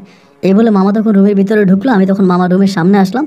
মামা তখন রুমে ঢুকে আমার কাছে আসছে একটা মানে আপনার নাপা ট্যাবলেটের একটা পাতা নিয়ে আইসা আমার মাথায় হাত দিয়ে মামা বলতেছে, ট্যাবলেট খেতে হবে না, তুই যা শুয়ে পড়। আমি বললাম, কেন মামা, আমি ওষুধ খাবো না? মা বলে, না, তোর যে রোগ এই রোগের ওষুধ এগুলো না, এই রোগের চিকিৎসা তোর নিজের চিকিৎসা নিজেকেই করতে হবে, তা না হলে কিন্তু ভালো হবে না, যা রুমে যা। এ বলে মামা তখন আমাকে রুমে পাঠিয়ে দিল। আমি তখন রুমে এসে শুয়ে গেলাম এবং ঘুমাইতেও তো পারতেছিলাম না। সকালবেলা ঘুম থেকে উঠে একইভাবে দেখি আমার মেজো মামাতো বোন আমাকে নাস্তা দিছে। আমি বললাম, কিরে সাথী কোথায়? বলে, আপু তো নাই। বলছে, তোর আপু কই গেছে? বলে, আপু ঘরে নাই, জানি না কই গেছে। মোবাইলে কল দিলাম, দেখলাম নাম্বারটা বন্ধ। একটু পরে মামা, ওই দিন মামা আমাকে পাহারা দিতেছে। আমি কি করি, মামা ওই দিন কোথাও যায় না, আমারে বলতেছে যে, শাওন দোকানে যাবি না? আমি বললাম, হ্যাঁ মামা যাবো তো। বলে, তুই দোকানে যা। আমি তখন দোকানে চলে গেলাম, মানে যেভাবে মামা পাঠিয়ে দিল ওই দোকানে চলে গেছি, এবং দোকানে যাই বসে আছি। কি হইতে আছে আমি কোনো কিছুই বুঝতেছি না। দুপুরবেলা খাইতে আসলে মামা আমাকে গার্ড দেয়। মামা আমাকে পুরো গার্ডে রাখছে ওই টাইমটাতে, মানে পুরো গার্ডে। মামা বাড়ির বাইরে 1 পা পর্যন্ত যায় না, মানে সম্পূর্ণ রকমের মানে বাড়িতে থাকে, বাড়ির বাইরে যায় না। আমি কোথায় যাই কি করি, মানে 24টা ঘন্টা মামার কাজ হচ্ছে শুধু আমাকে চোখে চোখে রাখা। এমন করে প্রায় 15-16 দিনের মতো কেটে গেল। ওর হাজব্যান্ড আসার আর মাত্র 10 থেকে 12 দিন বাকি আছে। এরই মাঝে ভাই আমি মাঝে মাঝে মানে যখনই একটু মানে গ্যাপ পাইতাম, সাথীর পা ধরে কান্না করতাম যে, সাথী তোর পায়ে ধরে আমি তোরা ছাড়া বাঁচবো না। কিন্তু ওই সময়টাতে না ও লোহার মতো শক্ত হয়ে গেছে। ও আমার সাথে এতদিন যা করছে, এই যে আমার সাথে শারীরিক সম্পর্ক করা, বাচ্চা নেওয়া, বাচ্চা নষ্ট করা, এত প্রেম, এত ভালোবাসা, মুহূর্তের মাঝে না ও সব কিছু ভুলে গেছে। ওর কোনো মেমোরি যে মনে নেই, কোনো স্মৃতিও মনে নেই, ও যেন আমাকে চিনেই না, এমন একটা অবস্থা। ভাইরে ভাই আমি তখন না পারতেছি, ঘুমাইতে না পারতেছি, দোকানদারি করতে, মানে জাস্ট পাগল হয়ে যাইতেছে, মানে এতটাই পাগল হয়ে গেছে বলার মতো না। আমার মনে হয় যে আমি আত্মহত্যা করে ফেলবো, মানে নিজের জীবন নিজে দিয়ে দেবো, এরকম একটা অবস্থার মধ্যে চলে গেছি। আল্লাহরে ডাকতেছি যে, আল্লাহ তুমি একটা পথ দেখাও, আল্লাহ তুমি একটু রহমত করো, আল্লাহ আমি আর নিতে পারতেছি না, আল্লাহ আমার কলিজা ফেটে যাচ্ছে, আমি চিৎকার করে কান্না করতেছি। এইভাবে সময়গুলো কাটতেছে, এবং এইভাবে সময়গুলো 1 দিন 2 দিন 3 দিন পাস হতে হতে ওর হাজব্যান্ড আসার আর মাত্র 4 দিন বাকি আছে। এরই হচ্ছে আমার মামা গাড়ি ঠিক করে ফেলছে, আমি যাব, আমার মামাতো বোন যাবে এবং আমার মামা যাবে, আমরা সবাই যাব। গিয়ে আমার মানে মামাতো বোনের জামাইকে আমরা এয়ারপোর্ট থেকে রিসিভ করে, আমরা ঢাকা এয়ারপোর্ট থেকে। আমার যে ওই দিনের অবস্থা, মানে আমি মানে কি বলবো বলে বুঝাতে পারবো না। সন্ধ্যার সময় আমি দেখি যে আমার মামা দোকানে আসছে, মানে আমি যতক্ষণ দোকানে থাকি মামা ততক্ষণ দোকানে থাকে, আমি যতক্ষণ বাড়িতে থাকি মামা ততক্ষণ বাড়িতে থাকে। আমি যখন দেখলাম যে মামা দোকানে, আমি তখন আমার দোকানে একটা পিচ্ছি, মানে পাশের দোকানে একটা পিচ্ছি আছে, ওর সাথে আবার আমার অনেক ভালো সম্পর্ক। ওরে আমি তখন দোকানে বসলাম, বসায় বললাম, তুই দোকানে বয়, কাস্টমার আসলে বিক্রি করার দরকার নেই, যদি কাস্টমার আসে বলবি দোকানদার নেই। মানে আমার কথা হচ্ছে, আমার দোকানের শাটার যতক্ষণ খোলা থাকবে আমার মামা ততক্ষণে দোকানে থাকবে, আমার দোকানের শাটার বন্ধ মামা তখন বাড়ি চলে আসবে। তো আমার কথা হচ্ছে যে আমার দোকানের শাটার খোলা রাখতে হবে, তাইলে মামা আর বাড়িতে আসবে না। তো আমি তখন ওই পিচ্ছিরে দোকানে বসাই দিয়ে আড়ালে আড়ালে এবার আমি বাড়ির দিকে আসছি। তখন প্রায় মাগরিবের কিছুক্ষণ আগে কি পরে এইরকম টাইমটা, মানে গধূলি সন্ধ্যা। আইসে দেখলাম যে আমার মামাতো বোন পুষ্কুনি থেকে হাত মুখ দিয়ে সন্ধ্যার সময় বাড়ির দিকে আসতেছে, একটা লাল ওড়না দিয়ে মাথাটা মানে ওড়না দিয়ে আছে মাথার মধ্যে, একটা লাল 3 পিস পরছে, খুব সুন্দর লাগতেছে। আমি পুকুর পাড়ে আসি, ও তখন পুষ্কুনি দিকে উইঠা আমাকে দেখে অবাক। আমি তো ওই সময় বাড়িতে আসি না। কী ব্যাপার শাওন ভাইয়া আপনি? আমি তোর হাতটা ধরে বলতেছি আমার সাথে চল। আমার বলতেছে আপনার সাথে যাবো মানে কোথায় যাবো? আমি বললাম কোথায় যাবে মানে আমাদের বাড়িতে। ও আমাকে বলে মানে আমি আপনাদের বাড়িতে কেন যাবো? আমি বললাম সাথী প্লিজ পাগলামি করিস না, অনেক পাগলামি করছিস, এবার বন্ধ কর, আমার সাথে চল, আমি তোকে আমার বাড়ি নিয়ে যাবো। ও আমাকে বলে আপনি এই ধরনের পাগলামি করেন না প্লিজ, আমার হাত ছাড়েন। আর 2 দিন পরে আমার স্বামী বিদেশ থেকে আসবে, আমি আমার স্বামীর সাথে থাকতে হবে, প্লিজ আমি আমার নিজের প্রিপারেশন নিচ্ছি, আমি নিজেকে শক্ত করছি, আপনিও নিজেকে শক্ত করেন, প্লিজ আপনি আমার হাতটা ছেড়ে দেন। আমি বললাম সাথী আমি তোকে ছাড়বো না। ও বলে আচ্ছা ঠিক আছে, এখন তো মাগরিবের আজান দিছে, আমি এই সুন্দর কসম করে বলতেছে আপনি আমার 2 বোনের মধ্যে এক বোনের পছন্দ করেন, আপনি যারে বিয়ে করতে চান আমি নিজে আমার বাবাকে রাখি আমি আমার বোনদেরকে আমি আপনার কাছে বিয়ে দিব, আপনি কারে বিয়ে করবেন আপনি বলেন, আমার 2 বোনের মাঝে কোনটারে আপনার পছন্দ হয়? আমি বললাম সাথী আমি তোমারই বিয়ে করবো, আমি তোরে বিয়ে করব, আমি কাউরে বিয়ে করবো না। এরকম করে তর্কাতর্কি করতে করতে আমি ওরে টাইনা ওই পুকুরের কোনা পর্যন্ত নিয়ে গেছি এবং আমার টার্গেটের টাইনে আমি ওরে নিয়ে চলে যাবো আজকে। এমন সময় ভাই হঠাৎ করে মামা জানি কোত্থেকে আসছে। মামা আইসাই আমার কুত্তার বাচ্চা বলে একটা গালি দিয়েছে, এই শাওন কুত্তার বাচ্চা, এরকম করে গালি দেওয়ার পর আমি ওর হাতটা ছেড়ে দিলাম। ও তখন দৌড়ে বাড়ির দিকে আসছে। মামা তখন করলো কি জুতা হাতের থেকে জুতাটা মানে পা থেকে জুতাটা নিয়ে ওইখানে গিয়ে আমাকে প্রায় 15-20টার মতো জুতা দিয়ে বাড়ি মারছে। আমি তখন নিচের দিকে তাকাচ্ছে। মামা বলে আমি তোরে ভালো করে বুঝাইছি, তুই আমার বুঝ নেস নাই না, তুই আমার বুঝ শোনস নাই, তুই এই মুহূর্তে বাড়ি চলে যাবে, আজকের পর থেকে তুই কোনোদিন আমার বাড়ির ত্রিসীমানায় আসবি না, তুই বাইরে। এই কথা বলে মামা লাইটটি আর ধাক্কা আমাকে বের করে দিল। আমি জাস্ট চিন্তা করতেছি আরে মানুষ কত বড় বেইমানে স্বার্থপর হতে পারে। আমি আমার এই মামার জন্য কি না করছি, নিজের ব্যবসা বাণিজ্য সব কিছু বন্ধ করে মামার বাড়িতে এসে পড়েছিলাম।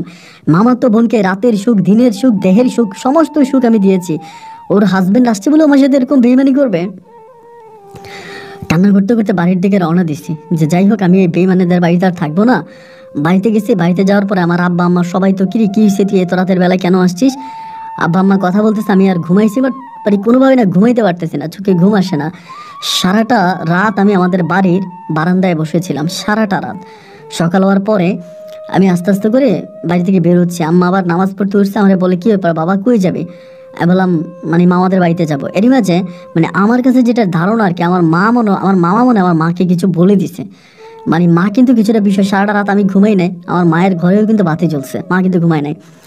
সকালবেলা উঠে যখন আমি দোকানের দিকে রওনা দিয়েছি, মা আমাকে বলে যে এমন কিছু করিস না যেটার কারণে আমি কখনো আমার ভাইয়ের সামনে মুখ দেখাইতে পারবো না। আমার বাবা তখন পিছন থেকে বলে বসলো, তুই তো তোর ভাইয়ের কথাই সবসময় বলবি, তোর বাপের লক্ষ লক্ষ টাকার সম্পত্তি এক কানা করেও তোর ভাইয়ের কাছ থেকে আনলি না, আর আমার এখন সহজ সরল ছেলেটা তোর ভাই আর তোর ভাইয়ের মেয়ে না চাইতে আছে। আমি তখন বুঝে গেলাম যে আমার আব্বা আম্মার সব জেনে গেছে। তখন আমি তাদের সাথে কোনো কথা বাড়াইলাম না, কথা না বাড়াইয়া আমি তখন দোকানের দিকে যাচ্ছি এবং দোকানে যাওয়ার পরে দেখলাম হ্যাঁ আমার দোকানের মধ্যে আমি তো একটা তালা মেরে আসছি, আমার দোকানের মধ্যে আরেকটা তালা মারা, মানে 2টা তালা মারা দেখে আমি তখন অবাক হয়ে গেলাম যে কী ব্যাপার 2টা তালা কেন? পাশের দোকানদার যে পিচ্ছি ছিল ওরে জিগেলাম কি রে দোকানে 2টা তালা মারা কেন? বলে সকালবেলা আপনার মামা দোকানে এসে আরেকটা তালা মেরে গেছে। ওদের সাথে কথা বলতে বলতে পিছনের দিকে তাকায় দিকে আমার মামা একটা চাদর গায়ে দিয়ে দাঁড়ায় আছে। আমি বললাম মামার দোকানে তালা মারছেন? বলে হ মারছি। আমি বললাম কেন? বলে মামা বলে দোকান আমার। আমি বললাম মামা এই দোকানে তো আমারও পুঁজি আছে, আমারও মাল আছে। বলে তোর মাল তুই বাইর কর। এই কথা বলে মামা তখন দোকানে শাটারটা খুলে দিল। আমি অল্প কয়টা মাল নিছি, মানে আমারে বেশি মাল নিতে দেয় না, আমি যে টাকার পুঁজি খাটাইছি ওই মালগুলো আমাকে নিতে দেয় নাই। মনে হয় 3 ভাগের 1 ভাগ মাল নেওয়ার পরে মামা আমারে বলে দোকান থেকে আর কিছু বাইর করিস না, তুই বেরো। আমাকে ধাক্কায় দোকান থেকে বের করে দিল। আমি বললাম মামার দোকান এখনো লক্ষ লক্ষ টাকার মাল আছে, এই মালের মালিকানা কার? আমার মামা বলে কার আবার? আমার। আমি বললাম মামা এটা আপনি কি বলতেছেন? আপনি আমাকে কয় টাকা দোকানে পুঁজি দিয়েছেন? এর 3টা বল মাল তো এখন দোকানে রয়ে গেছে। আমার মামা বলে এই টাকা দিয়ে যদি আমি অন্য কোথাও ব্যবসা করতাম তাহলে আমার আরও বেশি টাকা লাভ হতো। আমি বললাম এরকম পুঁজি তো আমিও দোকানে খাটাইছি। মামা আমার বলে বেশি কথা বলিস না, এখান থেকে যা। মানে আমার সাথে কথা বাড়াইলো না। আমিও তখন এই অল্প কয়টা মাল একটা টুকরির মধ্যে নিয়ে তখন বাড়িতে আসছি। আসার পর আমার মা তখন আমাকে জড়াই ধরে বলতেছে বাবা কান্না করিস না, আল্লাহ যা করে ভালোর জন্যই করে। আমি তখন মায়ের মুখের দিকে তাকিয়ে আছি। মা গো আসলেই কি আল্লাহ যা করে ভালোর জন্যই করে? তাহলে তুমি তোমার আল্লাহকে বলো না যাতে আমার মনের কষ্টটা কমিয়ে দেয়। মা গো তুমি তোমার আল্লাহকে বলো না যেন সাথীর জন্য আমার ছোট বাচ্চার মতো চোখ থেকে পানি বের না হয়। মা গো আমি না এগুলো নিতে পারতেছি না। মা তখন আমার মাথায় হাত বুলিয়ে দিয়ে বলল, কাঁদিস না বাবা, আল্লাহ তোর সাথে আছে, ইনশাল্লাহ সব কিছু থেকে তুই একদিন মুক্তি পাবি। আমার মায়ের ওই কথাটা শুনে না আমার কলিজাটা ভরে গেল। আমি তখন বাড়িতে বসে রইলাম এবং আমি তো জানি সাথীর জামাই কবে আসবে। সাথীর জামাই যেদিন আসবে ওই দিন সাথীর 2 বোন, আমার মামা সবাই তখন এয়ারপোর্টে গেল এবং সাথীর জামাইকে নিয়ে তারা তখন ডিরেক্টলি হচ্ছে সাথীর বাড়িতে আসছে। আমি খবর পাইলাম সাথীর বাড়িতে আসছে এবং ভাই রে ভাই, ও ভাই আমি কি বলবো, যেই রুমে আমি থাকতাম, যেই রুমে আমি সাথীর সাথে থাকতাম, ওই রুমে নাকি এখন সাথী তার জামাইকে নিয়ে থাকে। রুমটা একই আছে, দেওয়ালটা একই আছে, ঘরের ফার্নিচারগুলো একই আছে, শুধু পাল্টে গেছে আমি পাল্টে গেছি, আমার জায়গায় ওর হাজবেন্ড চলে আসছে আর সব কিছু ভাই ঠিকই আছে। অশ্রু সজল চোখে চিৎকার করে গভীর রাত আল্লাহকে ডেকে বলি, আল্লাহ গো, ও আল্লাহ, মায়া কেন দিলা, বুকে মায়া কেন দিলা আল্লাহ, মায়া তুমি মিঠিয়ে দাও, তুমি মায়া মিঠিয়ে দাও। আমি কান্না করতেছি, আমার আব্বা আম্মা দুজনে আমার ইমোশন বুঝতেছে, তারা আমাকে বুঝিয়ে শুনিয়ে এরপর আমাদের বাজারে আমাকে নতুন করে আরেকটা দোকান দিয়ে দিল। এরপর আমি দোকানদারি শুরু করি এবং আমার ভিতরে থাকা যত আবেগ, ইমোশন, ভালোবাসা আছে আমি সব কিছুকে নিজের হাতে গলা টিপে হত্যা করি। আমি দোকান আবার আগের মতো করে দোকান চালাইতেছে, আমার দোকান আমার চালাইতেছে, দোকান চলতেছে। আমি আর কোনো কিছু চিন্তা করি না, আমি আর কোনো কিছু নিয়ে ভাবি না, দোকান চালাইতেছে, দোকান চলতেছে। এইভাবে প্রায় 1 মাসের মতো কেটে গেছে। ওই 1 মাসে আমি আমার মামাতো বোন অথবা মামা কারোর সাথে কোনো যোগাযোগ রাখি নাই। আমি আমার মামাতো বোনের নাম্বারটা আমার ফোন থেকে ডিলিট করে দিই, মামার নাম্বারটা ডিলিট করে দিই, কার সাথে কোনো যোগাযোগ নাই। 1 মাস পরে একদিন মানে আপনার সন্ধ্যার দিকে মাগরিবের আজানের কিছুক্ষণ পরে হঠাৎ করে আমার নাম্বারে একটা আননোন নাম্বার থেকে একটা কল আসে। এর মাঝে কিন্তু আমি সব কিছু ভুলে গেছি, মানে আমার কোনো স্মৃতি মনে নাই। আমি একদম নিজেকে শক্ত করে নিয়েছি। আমার মা তাহাজ্জুদের নামাজে আল্লাহর কাছে কেঁদে কেটে আমার জন্য দোয়া করছে। আল্লাহ হয়তো আমার মায়ের দোয়া শুনছে, যার জন্য আমি ভালো হয়ে গেছি। এরপরে দেখা গেল যে মাগরিবের পরে কল দিয়া সাথী না মানে কান্না করতেছে, মানে ঘুমড়িয়ে ঘুমড়িয়ে কান্না করতেছে। মানে আমি তখন বললাম যে কী ব্যাপার, আজকে এত মাস পরে তা আমারে ফোন দিয়ে কান্না করতেছিস কেন, কী হয়েছে? আমারে বলে, আমি না তোমার সাথে অনেক অন্যায় করছি, তুমি আমারে মাফ করে দাও, এমন করেই বলতেছে। আমি তখন বললাম যে কেন, মাপ চাওয়ার কি আছে, যেটা করছিস অবশ্যই ভালো করছিস, একটা স্বার্থপর বেঈমান যা করা দরকার তুই সেটাই করছিস। আমাকে বলে, আমি কি তোমাকে একটা নজর দেখতে পাবো, এরকম করে খুব কান্না করে করে বলতেছে। আমি তখন বললাম, বারে আমারে দেখার কি আছে, কেন আমাকে দেখতে হবে? আমাকে বলে, আমি না তোমাকে একটাবার দেখতে চাই প্লিজ। আমি বললাম, হ্যাঁ আমি তো দোকানে আছি, আমার দোকানে চলে আয়। পরে বলে, আমি তো এত দূরে যেতে পারবো না, তুমি কি একটু আমার শ্বশুর বাড়িতে আসবা? আমি বললাম, কি রে ভাই, তুই আমাকে তোর শ্বশুর বাড়িতে ডাকতেছিস কেন? তোর স্বামীর কাছে আমাকে ধরা খাওয়াই দেওয়ার জন্য? তোর স্বামী আমাকে মারবে এই জন্য? ও আমাকে বলে যে না, ও মারবে না, ও মারবে কেন, আমি আছি, তুমি আসো। আমি বললাম যে না, আমি তোমার শ্বশুর বাড়িতে কেন যাবো? পরে বলতেছে, আমার স্বামী নাই। আমি বললাম, তোমার স্বামী কই গেছে? বলো, ওর এক বন্ধুর বাড়িতে গেছে অনেক দূরে, ও আমাকে ফোন দিয়ে বলছো রাতে আর আসবে না, তুমি আসো। আমি বললাম, তো তোমার শ্বশুর শাশুড়ি? বলে, আমার শ্বশুর শাশুড়ি সমস্যা নাই, আমি ম্যানেজ করবো, তুমি আসবা, আসো না, এরকম করে কান্নাকাটি করতেছে। পরে আমি বললাম যে আচ্ছা ঠিক আছে, তাহলে আমি আসবো। তো ওই শ্বশুর বাড়ি কিন্তু অনেক দূরে, মানে আমাদের এলাকা থেকে অনেক দূরে, যেতে প্রায় 2-2.5 ঘন্টার মতো সময় লাগবে, গ্রামীণ এলাকা। আমি তখন ওই সময় সাথে সাথে ভাই আমার দোকানটা বন্ধ করে দিই। দোকানটা বন্ধ করে দিয়ে ও আমাকে যেমন করে ডাকে ঠিক তেমন করে আমি ওর শ্বশুরবাড়ির এলাকায় গিয়ে পৌঁছাই। রাত্র প্রায় অনেক হয়ে গেছে, ওখানে গিয়ে পৌঁছাইছি। এরপরে ওর শ্বশুরবাড়ির 4-5টা ওয়াল করা, দেওয়াল দেওয়া, দেওয়ালের উপর দিয়ে আমি খুব কষ্ট করে, মানে আমার পা পর্যন্ত ছিলে গেছে, আমি কিন্তু এত ভালো দেওয়াল বাইতে পারি না, এই দেওয়াল বেয়ে তখন আমি ভিতরে ঢুকছি। ঢোকার পর ওখানে একটা নারিকেল জিঞ্জিরা আছে, মানে নারিকেল বাগান, বিশাল বড় একটা নারিকেল বাগান। তো আমারে বলে, নারিকেল বাগানের মধ্যে বসবা নাকি ঘরে যাইবা? আমি বললাম যে না, এখানে একটু বসি। পরে বসছি এবং ওর কোলে মাথা রেখতেই না আমি আমার পুরনো স্মৃতিগুলোকে স্পষ্ট দেখতে পাচ্ছিলাম। আমার কাছে মনে হচ্ছে আমি আমার ওই পুরনো স্মৃতির মাঝে আবারও হারাই গেছি। এবং ওর কোলে মাথা রেখার পরও আমার মাথার চুলগুলো টেনে দিচ্ছে। একটা পর্যায়ে আমি ওর দিকে তাকে কান্না করতেছি। আমাকে বলে, কাঁদতেছো কেন? আমি বললাম, কেন কাঁদতেছি বুঝো না? ও আমাকে বলে, আজকে তোমার দেহের মনের সমস্ত চাহিদা আমি মিটাই দিব, চলো রুমে চলো। এই বলো আমাকে রুমে গেলাম এবং রুমে নিয়ে আমার সাথে সে এত পরিমাণের শারীরিক সম্পর্ক করলো, যেটা বিগত মাসগুলোতে ও আমার সাথে করছে, ঠিক আছে, এভাবে করে নাই। এবং সেদিন আমি সত্যি অনেক আনন্দিত হয়েছি। আমাকে বুঝিয়ে বললো, দেখো তুমি আমাকে যখন চাও, যেভাবে চাও, আমি সেভাবেই তোমারটাকে সাড়া দিব, শুধু আমাকে আমার স্বামীর কাছে থাকতে দাও, আমি আমার স্বামীর সংসার করব, আর তোমার যেভাবে লাগে সেভাবে আমি তোমাকে দিব। এবং তুমি যদি আমার কোনো বোনকে বিয়ে করতে চাও, আমি নিজে থেকে আমার বোনকে আমি তোমাকে বিয়ে করাই দিব, এতে তুমি আমার একটা বোনকেও পাইলা এবং ফ্রি ফ্রি আমাকেও পাইলা। আমি তখন বললাম, না সাথী, আমার এইসবের প্রয়োজন নাই, আমি শুধু তোমাকেই চাইছিলাম, এই বলে আমি তখন চলে আসি। এরপরে মাঝে মাঝে ও নানু বাড়িতে গেলে আমাকে ফোন দিয়ে নেওয়া যাইতো, চোখ ফাঁকি দিয়ে, ওর জামাই চোখ ফাঁকি দিয়ে এমনি অমনি আরও 1 মাস ও আমার সাথে এই ধরনের সম্পর্কে কন্টিনিউ করে। এবং 1 মাস পরে ওর জামাই তখন চলে যায়, এবং জামাইটা চলে যাওয়ার পরে ও তখন প্রতিনিয়ত, মানে আমি তখন আমার দোকান আর চালাইতাম না, ও আমাকে টাকা দিত, কিন্তু মানে প্রচুর টাকা দিত আমার চলাফেরা করার জন্য টাকা দিত। আমি তখন দোকানও চালাইতাম না, দোকান একরকম বন্ধই করে রাখতাম। আমি প্রতিদিন রাতে ওর সময় মানে শ্বশুর বাড়িতে চলে যেতাম, ওর সাথে আমি রাতের বেলা থাকতাম।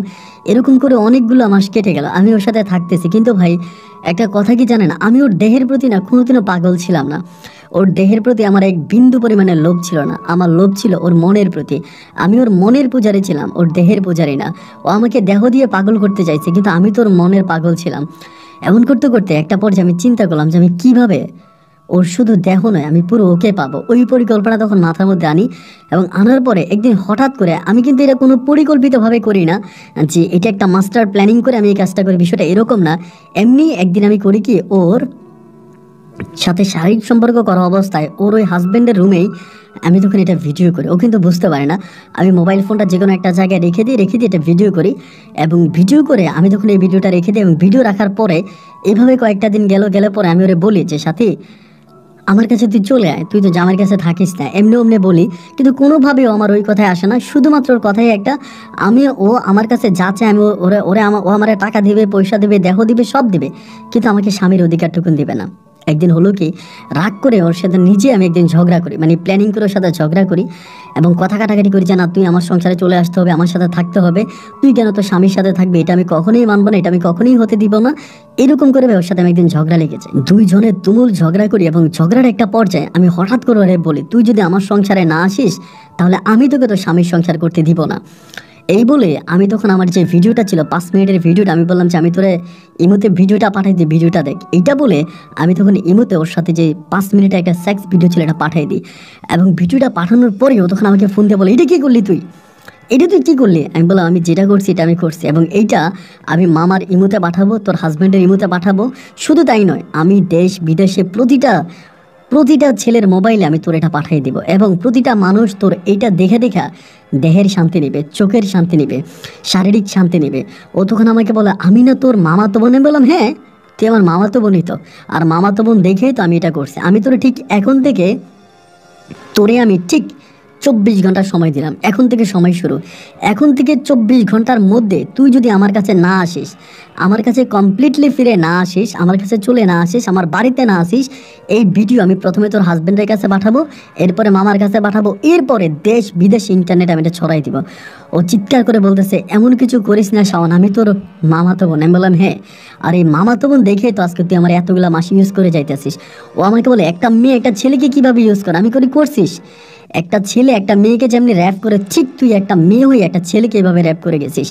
আমি ছাড়বো না, আমি এগুলো সব ইন্টারনেটে ছেড়ে দিব। এর পরের দিনও সকালে আমার দোকানে চলে আসছে, আইসা আমার দোকানে পা ধরে কান্না করতেছে, ভাইয়া এগুলো ডিলিট করে দাও, ভাইয়া তোমার পায়ে ধরেছে। আমি বলি, তুই এখন আসছিস না, তুই এখন আমার সাথে আমার বাড়িতে যাবি, আমার সাথে তুই এখন আমার বাড়িতে যাবি, আর নাইলে আমি তোর যে 24 ঘন্টা টাইম দিচ্ছি, 24 ঘন্টা টাইম না, তুই জাস্ট আমার দোকান থেকে এখন বেরোবি। এই দেখ আমি সব ইন্টারনেটে রেডি করে রাখছি, ওয়েবসাইটে দিয়ে রাখছি, শুধু একটা ক্লিক দেবো, এটা ওয়েবসাইটে চলে যাবে। ও তখন আমাকে বলে, তুমি কি চাও? আমি বলে, তোমার সাথে সংসার করতে চাই, আমি তোমার সাথে এক জীবন কাটাতে চাই, আমি তোমার সাথে থাকতে চাই, আমি তোমাকে ভালোবাসি, তাই কেন জানি তোমাকে ছাড়া আমি কোনো কিছু চিন্তা করতে পারি না, তুমি আমার সাথে চলো।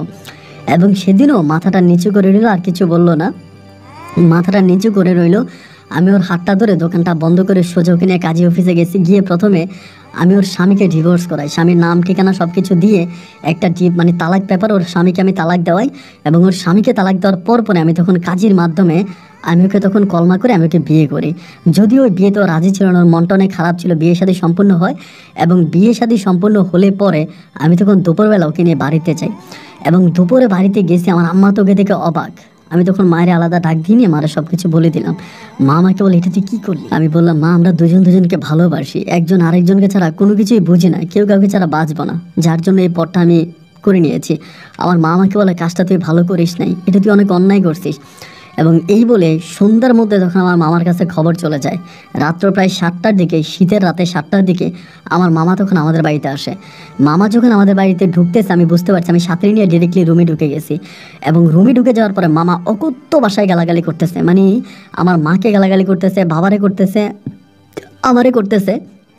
আমি তখন মামারে বললাম, মামা আইনত কলমা কাবিন করে আমি আমার বউরে ঘরে আনছি, আপনি বেশি চিল্লাইন না, আর যদি এখানে বেশি চিল্লান তাহলে আমি ভুলে যাব যে আপনি আমার মায়ের বড় ভাই, আপনি আমার নানার ছেলে, আপনি আমার মামা, আমি কিন্তু এটা ভুলে যাব, আপনি আমার শ্বশুর, আমি ভুলে যাব, এখান থেকে চলে যান। মামা এখান থেকে চলে গেল। গিয়ে পরের দিন সকালবেলা মামা তার লোকজন নিয়ে আসছে, তার এলাকা থেকে কিছু চেয়ারম্যান মেম্বার নিয়ে আসছে। আনার পরে সাথী তো ভয়ে আছে যে আমি তো সব কিছু করেই ফেলছি। সাথী তখন সবার সামনে বলল যে না, আমি জেনে শুনে বুঝেই শাওন ভাইকে বিয়ে করছি, আমি আমার স্বামীকে ডিভোর্স করে দিছি। আলহামদুলিল্লাহ। এরপর আমি সাথীর সাথে থাকতে শুরু করি, একই ঘরে আমাদের থাকা শুরু হলো। কিন্তু ভাই সাথী না মনের ভিতরে খুব কষ্ট, ওর হাজব্যান্ড ওর জন্য এটা করছে ওইটা করছে, আমি ওর জন্য কোনো কিছু করতে পারি নাই, আমি ওর সব চাহিদা পূরণ করতে পারি না, ওর হাজব্যান্ড ওকে গোল্ডের এটা কিনে দিত, ওইটা কিনে দিত, এই করতো ওই করতো, বাট আমি ওর কথাগুলো শুনতাম। এরকম করতে করতে একটা পর্যায়ে সাথীর পেটে সন্তান আসে, আমার একটা সন্তান সাথীর পেটে আসে। এবং সন্তানটা পেটে আসার পরে ও একদিন আমাকে বলে যে তুমি আমার এই সন্তানটা, পেটের ওই সন্তানের হাত দিয়ে একটা সত্যি কথা বলবা। আমি তখন ওই সন্তানের পেটে হাত দিলাম, দিয়ে বললাম যে হ্যাঁ বলবো। ও আমাকে বলে তুমি কি আমার ভিডিওগুলো ডিলিট করছো? আসলে কিন্তু ওর ভিডিওগুলো আমি ওরে বিয়ে করার পরে পরে ডিলিট করে দিচ্ছি, কারণ এগুলো মোবাইলে থাকলে কেমন করে আবার টিপটাপ লেগে আরও কারো কাছে চলে যায়, যেহেতু আমার বিবাহিতা বউ হয়ে গেছে, এই জন্য আমি তখন ভিডিওগুলো ডিলিট করে দিয়েছি। আমি বললাম না না না, ভিডিও আমি অনেক আগেই ডিলিট করে দিয়েছি। অ্যান্ড এরপর থেকে তার চাহিদা বেড়ে গেল,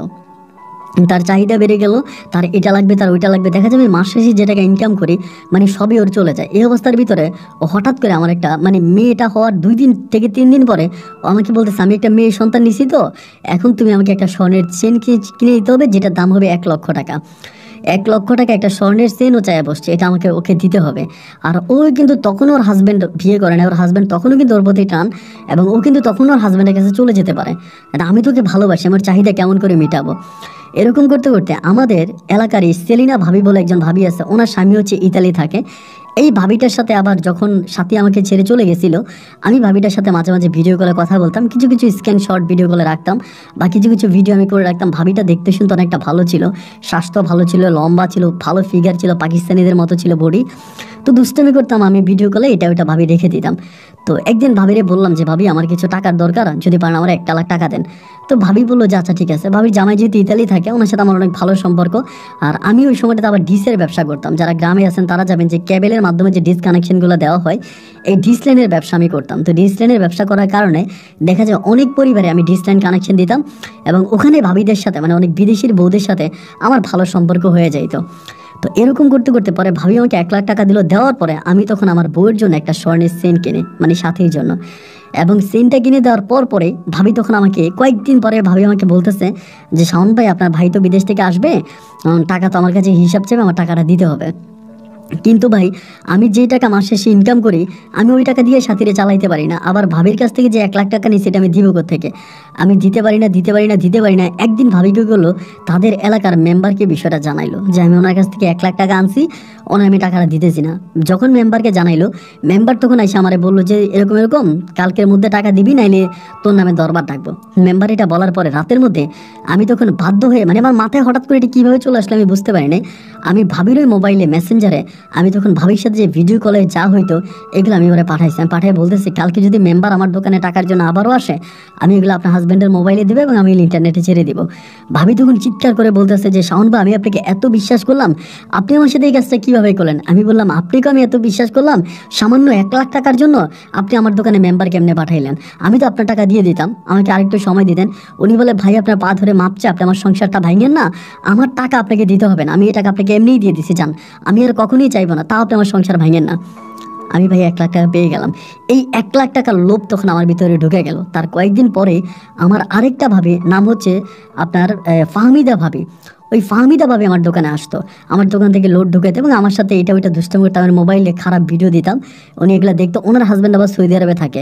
একইভাবে কিছুদিন পরে আমি ওই ভাবিকে ঠিক যেমন করে সেলিনা ভাবিকে টার্গেট করলাম, একইভাবে ফাহমিদা ভাবিকেও টার্গেট করলাম। ওই ভাবিকেও টার্গেট করে আমি ভাবির কাছ থেকে 2 লক্ষ টাকা, কখনো 50,000, কখনো কখনো 30,000, ওরকম করে টোটাল 2 লাখ টাকা ভাবির কাছ থেকে আমি আনি। এবং আনার পরে ভাবি যখন একইভাবে আমার কাছে টাকা চায়, এরই মাঝে ভাবির সাথে আমার ভিডিও কলে অনেক কিছু হইতো। ভিডিও কল অনেক কিছু হয়তো, এই ভিডিও কলের স্ক্রিনশটগুলো বা ভিডিওগুলো আমি তখন রেখে দিই। যখন উনি আমাকে টাকার জন্য প্রেশার দেয়, ঠিক যেমন করে সেলিনা ভাবির সাথে আমি যেটা করি, একইভাবে এই ফাহমিদা ভাবির সাথে আমি সেম কাজটাই করি। আমি বলি, আপনার এই ভিডিও আমার কাছে আছে, এখন আপনি যদি আমার কাছে টাকা চান, আমি কিন্তু এই ভিডিও ইন্টারনেটে ছেড়ে দেবো, আমি কিন্তু আপনার হাজব্যান্ডকে ভিডিও দিব। এবং ফাহমিদা ভাবিও যখন আমার হাতে পায়ে ধরে কান্নাকাটি করে, উল্টো আমাকে আরও 50,000 টাকা দিয়ে উনি সাথে থাকে আমার এই ভিডিওগুলো ডিলিট করায়। তো এরকম করে করে পরে আমার মামার এলাকাতে, মানে আমার মামার, আমি যেখানে দোকানদারি করতাম আর কি, ওই মামার ওই দোকানেটা একটু শহরমুখী ছিল, ওখানে হঠাৎ করে জানতে পারলাম একটা 3তলা বিল্ডিং হয়েছে ওই বাজারে। এবং 3তলা বিল্ডিংটা এমন একটা জায়গায় হয়েছে, খুব পপুলার একটা প্লেস নিচে। খবর পাইলাম যে ওইখানে আপনার ভালো দোকানদারি করলে ভালো। যেহেতু আমি এখানে সেলিনা ভাবির সাথে একটা অর্গানাইজ করলাম, ফাহমিদা ভাবির সাথে করলাম, এবং চিন্তা করলাম ওরা আবার কখনো কোন দিক দিয়ে আমার ঝামেলায় ফেলাই দেয়, আমি এখান থেকে চলে যাই। পরে আমি আমার ওই মামার এলাকাতে আমি তখন একটা দোকান দিলাম, ওইখানে একটা দোকান দিলাম। এবং ওই দোকানটাও হচ্ছে আফিয়া বলে একজন ইতালিয়ানের বউ, ওনার বাড়ি হচ্ছে বরিশাল শহরে। উনি এখানে জায়গা কিনছে, বা ওনার শ্বশুর বাড়ি এদিকে, এখানে জায়গা কিনে উনি ওখানে বাড়ি বানাইছে। পরে ওই ফাহমিদা আপনার আফিয়া ভাবির ওইখানে আমি তখন নিচতলায় একদম গ্র্যান্ড ফ্লোরে আমি তখন একটা দোকান দিলাম, মোবাইলের দোকান। এই দোকানটা আমি তখন চালাইতেছি, দোকানটা চলতেছে। এরই মাঝে আমি যা ইনকাম করতেছি, বাটপারি করে, চিটারি করে, নারীদেরকে ধোকা দিয়ে যা ইনকাম করি, সবই কিন্তু আমি আমার বউ সাথীর পিছনে ব্যয় করি। কিন্তু সাথী কোনোদিন আমাকে একটাবারের জন্য এটা বলে না, এই যে আমি এত টাকা ইনকাম করতেছি বা এত কিছু করতেছি, এগুলো আমি কোত্থেকে আনি, আমার তো এত টাকা ইনকাম না, তা আমি কীভাবে ওর এই চাহিদাগুলো পূরণ করি, এগুলো কিন্তু আমাকে কোনোদিন কোনো কিছু প্রশ্ন করে না ভাই। টাকা দিলে টাকা খেয়ে ফেলে, টাকা দিলে গোল্ড কিনবে, শাড়ি কিনবে, চুড়ি কিনবে, মেয়ের জন্য কিনবে, নিজের জন্য কিনবে, কিন্তু ধূপধাপ করে শেষ করে ফেলে।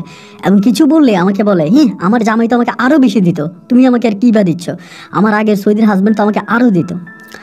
যাই হোক, এরকম করে আমি তখন ওই আফিয়া ভাবির অনেকগুলো দিন ওনার দোকানে প্রায় 4 মাসের মতো থাকে, দোকান ভাড়া দিতে পারি না। 4 মাস পরে আফিয়া ভাবি মানে দোকান থেকে আমাকে উচ্ছেদ করে দিবে। উনি বলে, তুমি যদি দোকান ভাড়া না দাও আমি দোকান থেকে বের করে দিব। পরে ওই ফাহমিদা ভাবির কাছ থেকে পুনরায় আবার ওই ভিডিও কলের বয় দেখে আমি কিছু টাকা আনি, এবং আইনা এটা আমি এই ভাবির কাছে দিই, মানে আফিয়া ভাবির দিই। এবার আমার টার্গেট হচ্ছে, আফিয়া ভাবি তো 4তলা বাড়ি আছে এবং ওনার স্বামী ইতালি থাকে, দেখি আফিয়া ভাবিরে পটানো যায় কিনা। আমার এই আফিয়া ভাবিকে পটাইতে অনেকগুলা মাস লাগছে, প্রায় 7-8 মাসের মতো লাগছে। বাট 7-8 মাস পরে একটা পর্যায়ে আমি ওনারা পটাইতে সক্ষম হই। আমি ওনার বাসার পাশে নিজে বাসা পর্যন্ত নেই, ওনারা রাতের বেলায় মেসেঞ্জারে ভিডিও কলে এটা পাঠায় ওটা পাঠায়, এরকম করে করে 8 মাস পরে একদিন আমি ওনার রুমে যাওয়ার জন্য সক্ষম হই। এবং রুমে যেদিন আমি গেছি ওই দিন আমি ভিডিও করছি। আমার টার্গেট হচ্ছে এরপরে পাই বা না পাই, কারণ এই মহিলা অনেক চালাক, এটারে ধরা বড্ড কঠিন। যেদিন আমি গেছি ওনার রুমে ওই দিন আমি ভিডিও করছি এবং এইচডিভাবে ক্লিয়ারলি ভিডিও করছি। ভিডিও করার 4 দিন পরে উনি আমার আবার দোকান বাড়ি, ওনার দোকান ভাড়ার জন্য চাপ দিতেছে না। 4 দিন পরে আমি ভাবিরে বললাম যে, ভাবি আমার 1 লাখ টাকা লাগবে, একটু দিয়েন। উনি আমার বলে, আজকে আপনি 1 বছরের মতো আমার দোকানে, মানে আমার দোকান ভাড়া দেন না, আর আপনি উল্টা আমার কাছে এখন আবার 1 লাখ টাকা চাচ্ছেন। আমি বললাম, হ্যাঁ চাচ্ছি, আপনি যদি আমাকে 1 লাখ টাকা দিয়ে দেন তাহলে ভালো, খুব ভালো, আর যদি না দেন তাহলে রাত্রে আমি আপনাকে একটা মেসেজ পাঠাবো আপনার ফোনে। এই বলে রাতের বেলা আমি তখন ওনার ফোনে মেসেজ পাঠিয়ে দিলাম। এবং মেসেজ পাঠানোর পরে, মানে ওই ভিডিওটা পাঠালাম, এটা পাঠানোর পরে উনি আমাকে রাতের মধ্যে ফোন দিয়া প্রচণ্ড রকমের গালাগালি করতেছে। সকালে উনি এটা পুলিশের কাছে নিয়ে যাবে, এটা পুলিশকে দিবে। আমি বলি, আপনি তো পুলিশকে দিবেন, আপনি শুধু পুলিশকে দিবেন, আর আমি দিব আপনার স্বামীকে, আপনার শ্বশুরকে, আপনার দেবরকে, আপনার ননদকে, আপনার মাকে, আপনার বাবাকে, গোটা পৃথিবীকে।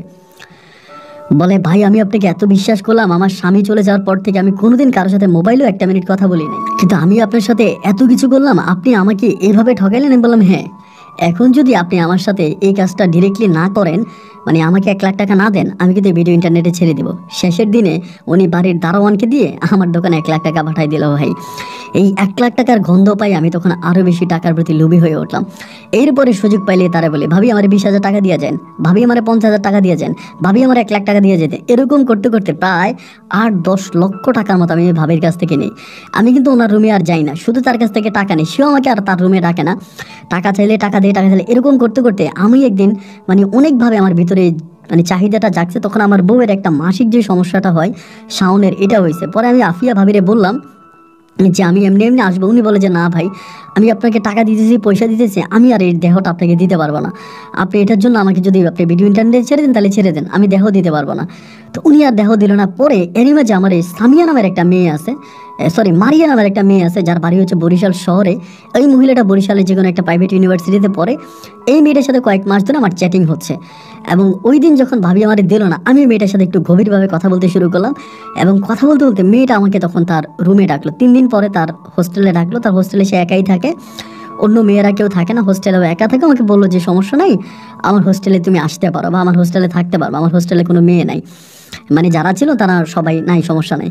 পরে একদিন সন্ধ্যার সময় আমি মোটরসাইকেল, তখন মোটরসাইকেল কিনছিলাম ওই আপনার আফিয়া ভাবির টাকা দিয়ে মোটরসাইকেল কিনে, দামি একটা মোটরসাইকেল 2.5 লাখ টাকা দিয়ে কিনি।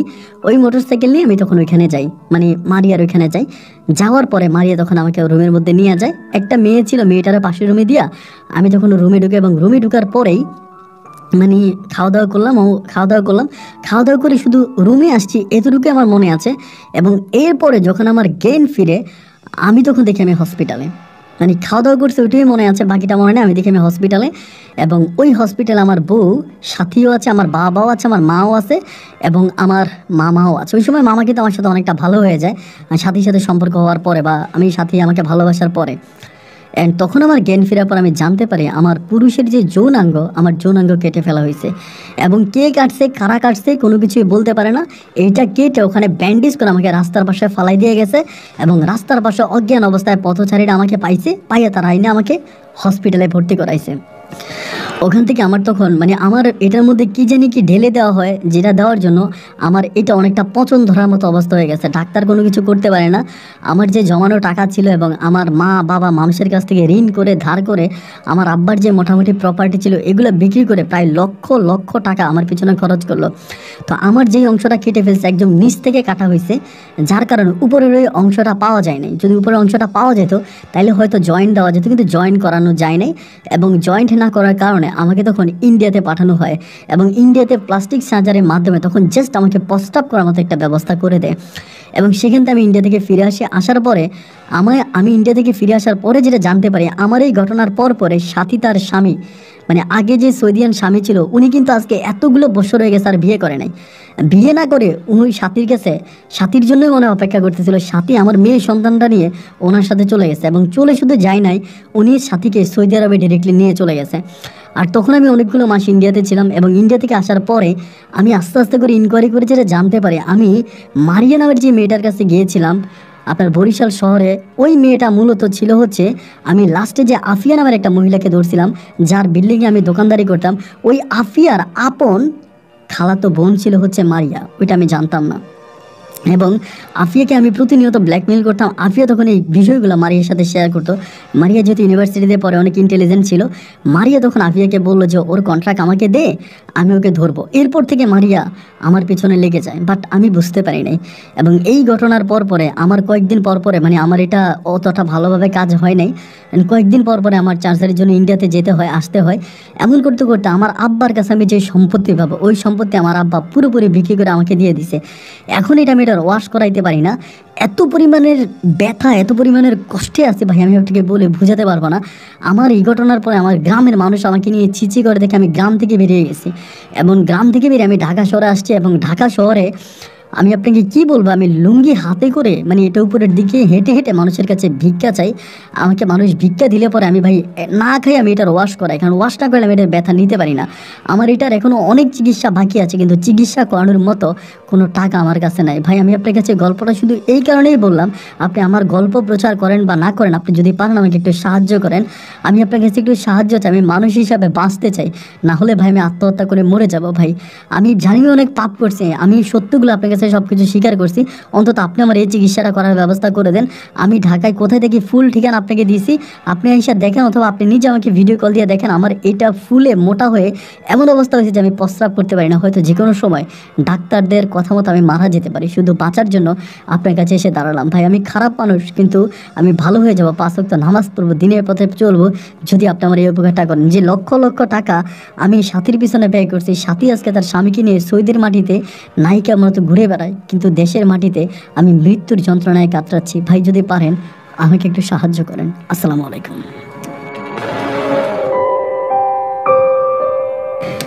প্রিয় বন্ধুরা, সবাইকে অনেক বেশি ধন্যবাদ। গল্প অনেক লম্বা হয়ে গেছে আমি জানি, এই গল্পটা আরও লম্বা হতো। আমি সেলিনা, ফাহমিদা, আফিয়া, মারিয়া, এদের সাথে অনেক ঘটনা আছে যেগুলো বলতে গেলে প্রায় 2 ঘন্টা লেগে যেত। তো আমি এগুলো সব স্কিপ করে আপনাদেরকে শর্ট করে বোঝানোর চেষ্টা করেছি।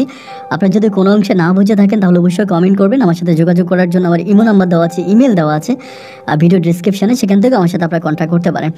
এখন যে বিষয়টা দাঁড়ালো সেটা হচ্ছে, আমি গল্পটা শুরুতেই বলেছিলাম যে এই পৃথিবীতে মানুষ যদি কোনো অন্যায় করে আল্লাহ নিখুঁতভাবে তার বিচার করে। আজকে আপনি নিজে বুকে হাত দিয়ে বলেন শাওনের বিচার হয়েছে কিনা? প্রতিটা মানুষ অন্যায় করলে এই দুনিয়াতেও তার বিচার হয়, আখেরাতেও বিচার হয়। কিন্তু দুঃখের বিষয় হচ্ছে আমরা মানুষ জাতিটা বুঝি না। আর এটা যদি আমরা বুঝতাম তবে আমরা পাপে পাপে পাপিষ্ট হয়ে যেতাম না।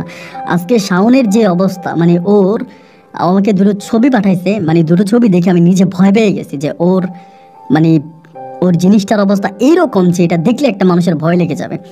এটা এত মারাত্মকভাবে ফেটে গেছে, ফুলে গেছে এবং ভিতর থেকে মানে যেটা বলে পোজ বেরোচ্ছে, পচে গেছে একরকম। তো এটা হয়তো ওর শাস্তি, এবং এইটা আল্লাহ ওকে দুনিয়াতে নিতান্তই ওকে দিয়ে, আমি জাস্ট আজকে এই শাওনকে দিয়ে আমাদের এই সমাজের পুরুষ মহিলাগুলোকে শিক্ষা দিতে চাই যে আপনি আজকে শাওনের গল্পটা শুনে সতর্ক হন। এরকম বাংলাদেশে অসংখ্য ছেলে আছে যারা গ্রামগঞ্জে আছে এবং বিশেষ করে তাদের টার্গেট থাকে প্রবাসীর বউ। এরকম এইভাবে ওইভাবে যে কোনো প্রবাসীর বউদেরকে টার্গেট করে তাদের কাছ থেকে টাকা হাতিয়ে নিচ্ছে, তাদের দেহ ভোগ করতেছে। এবং প্রবাসী যে ভাইরা থাকে তারা মাথার গাম পায়ে ফেলে বউয়ের অ্যাকাউন্টে টাকা পাঠায়, আর বউয়েরা ব্ল্যাকমেলের শিকার হয়ে সেই টাকা অন্যত্রে দিয়ে দেয়। আমি সবাইকে সতর্ক করার জন্য এই গল্পটা রেকর্ড করা, নোংরামের জন্য নয়। আমি সবাইকে অনুরোধ করব এই গল্প থেকে যেটা শিখেছেন এটা আপনি কাজে লাগান, তবে আপনি হয়তো এই সেলিনা, ফাহমিদা, আফিয়া, মারিয়া অথবা শাওনের মতো কষ্টে আপনার জীবন কাটবে না।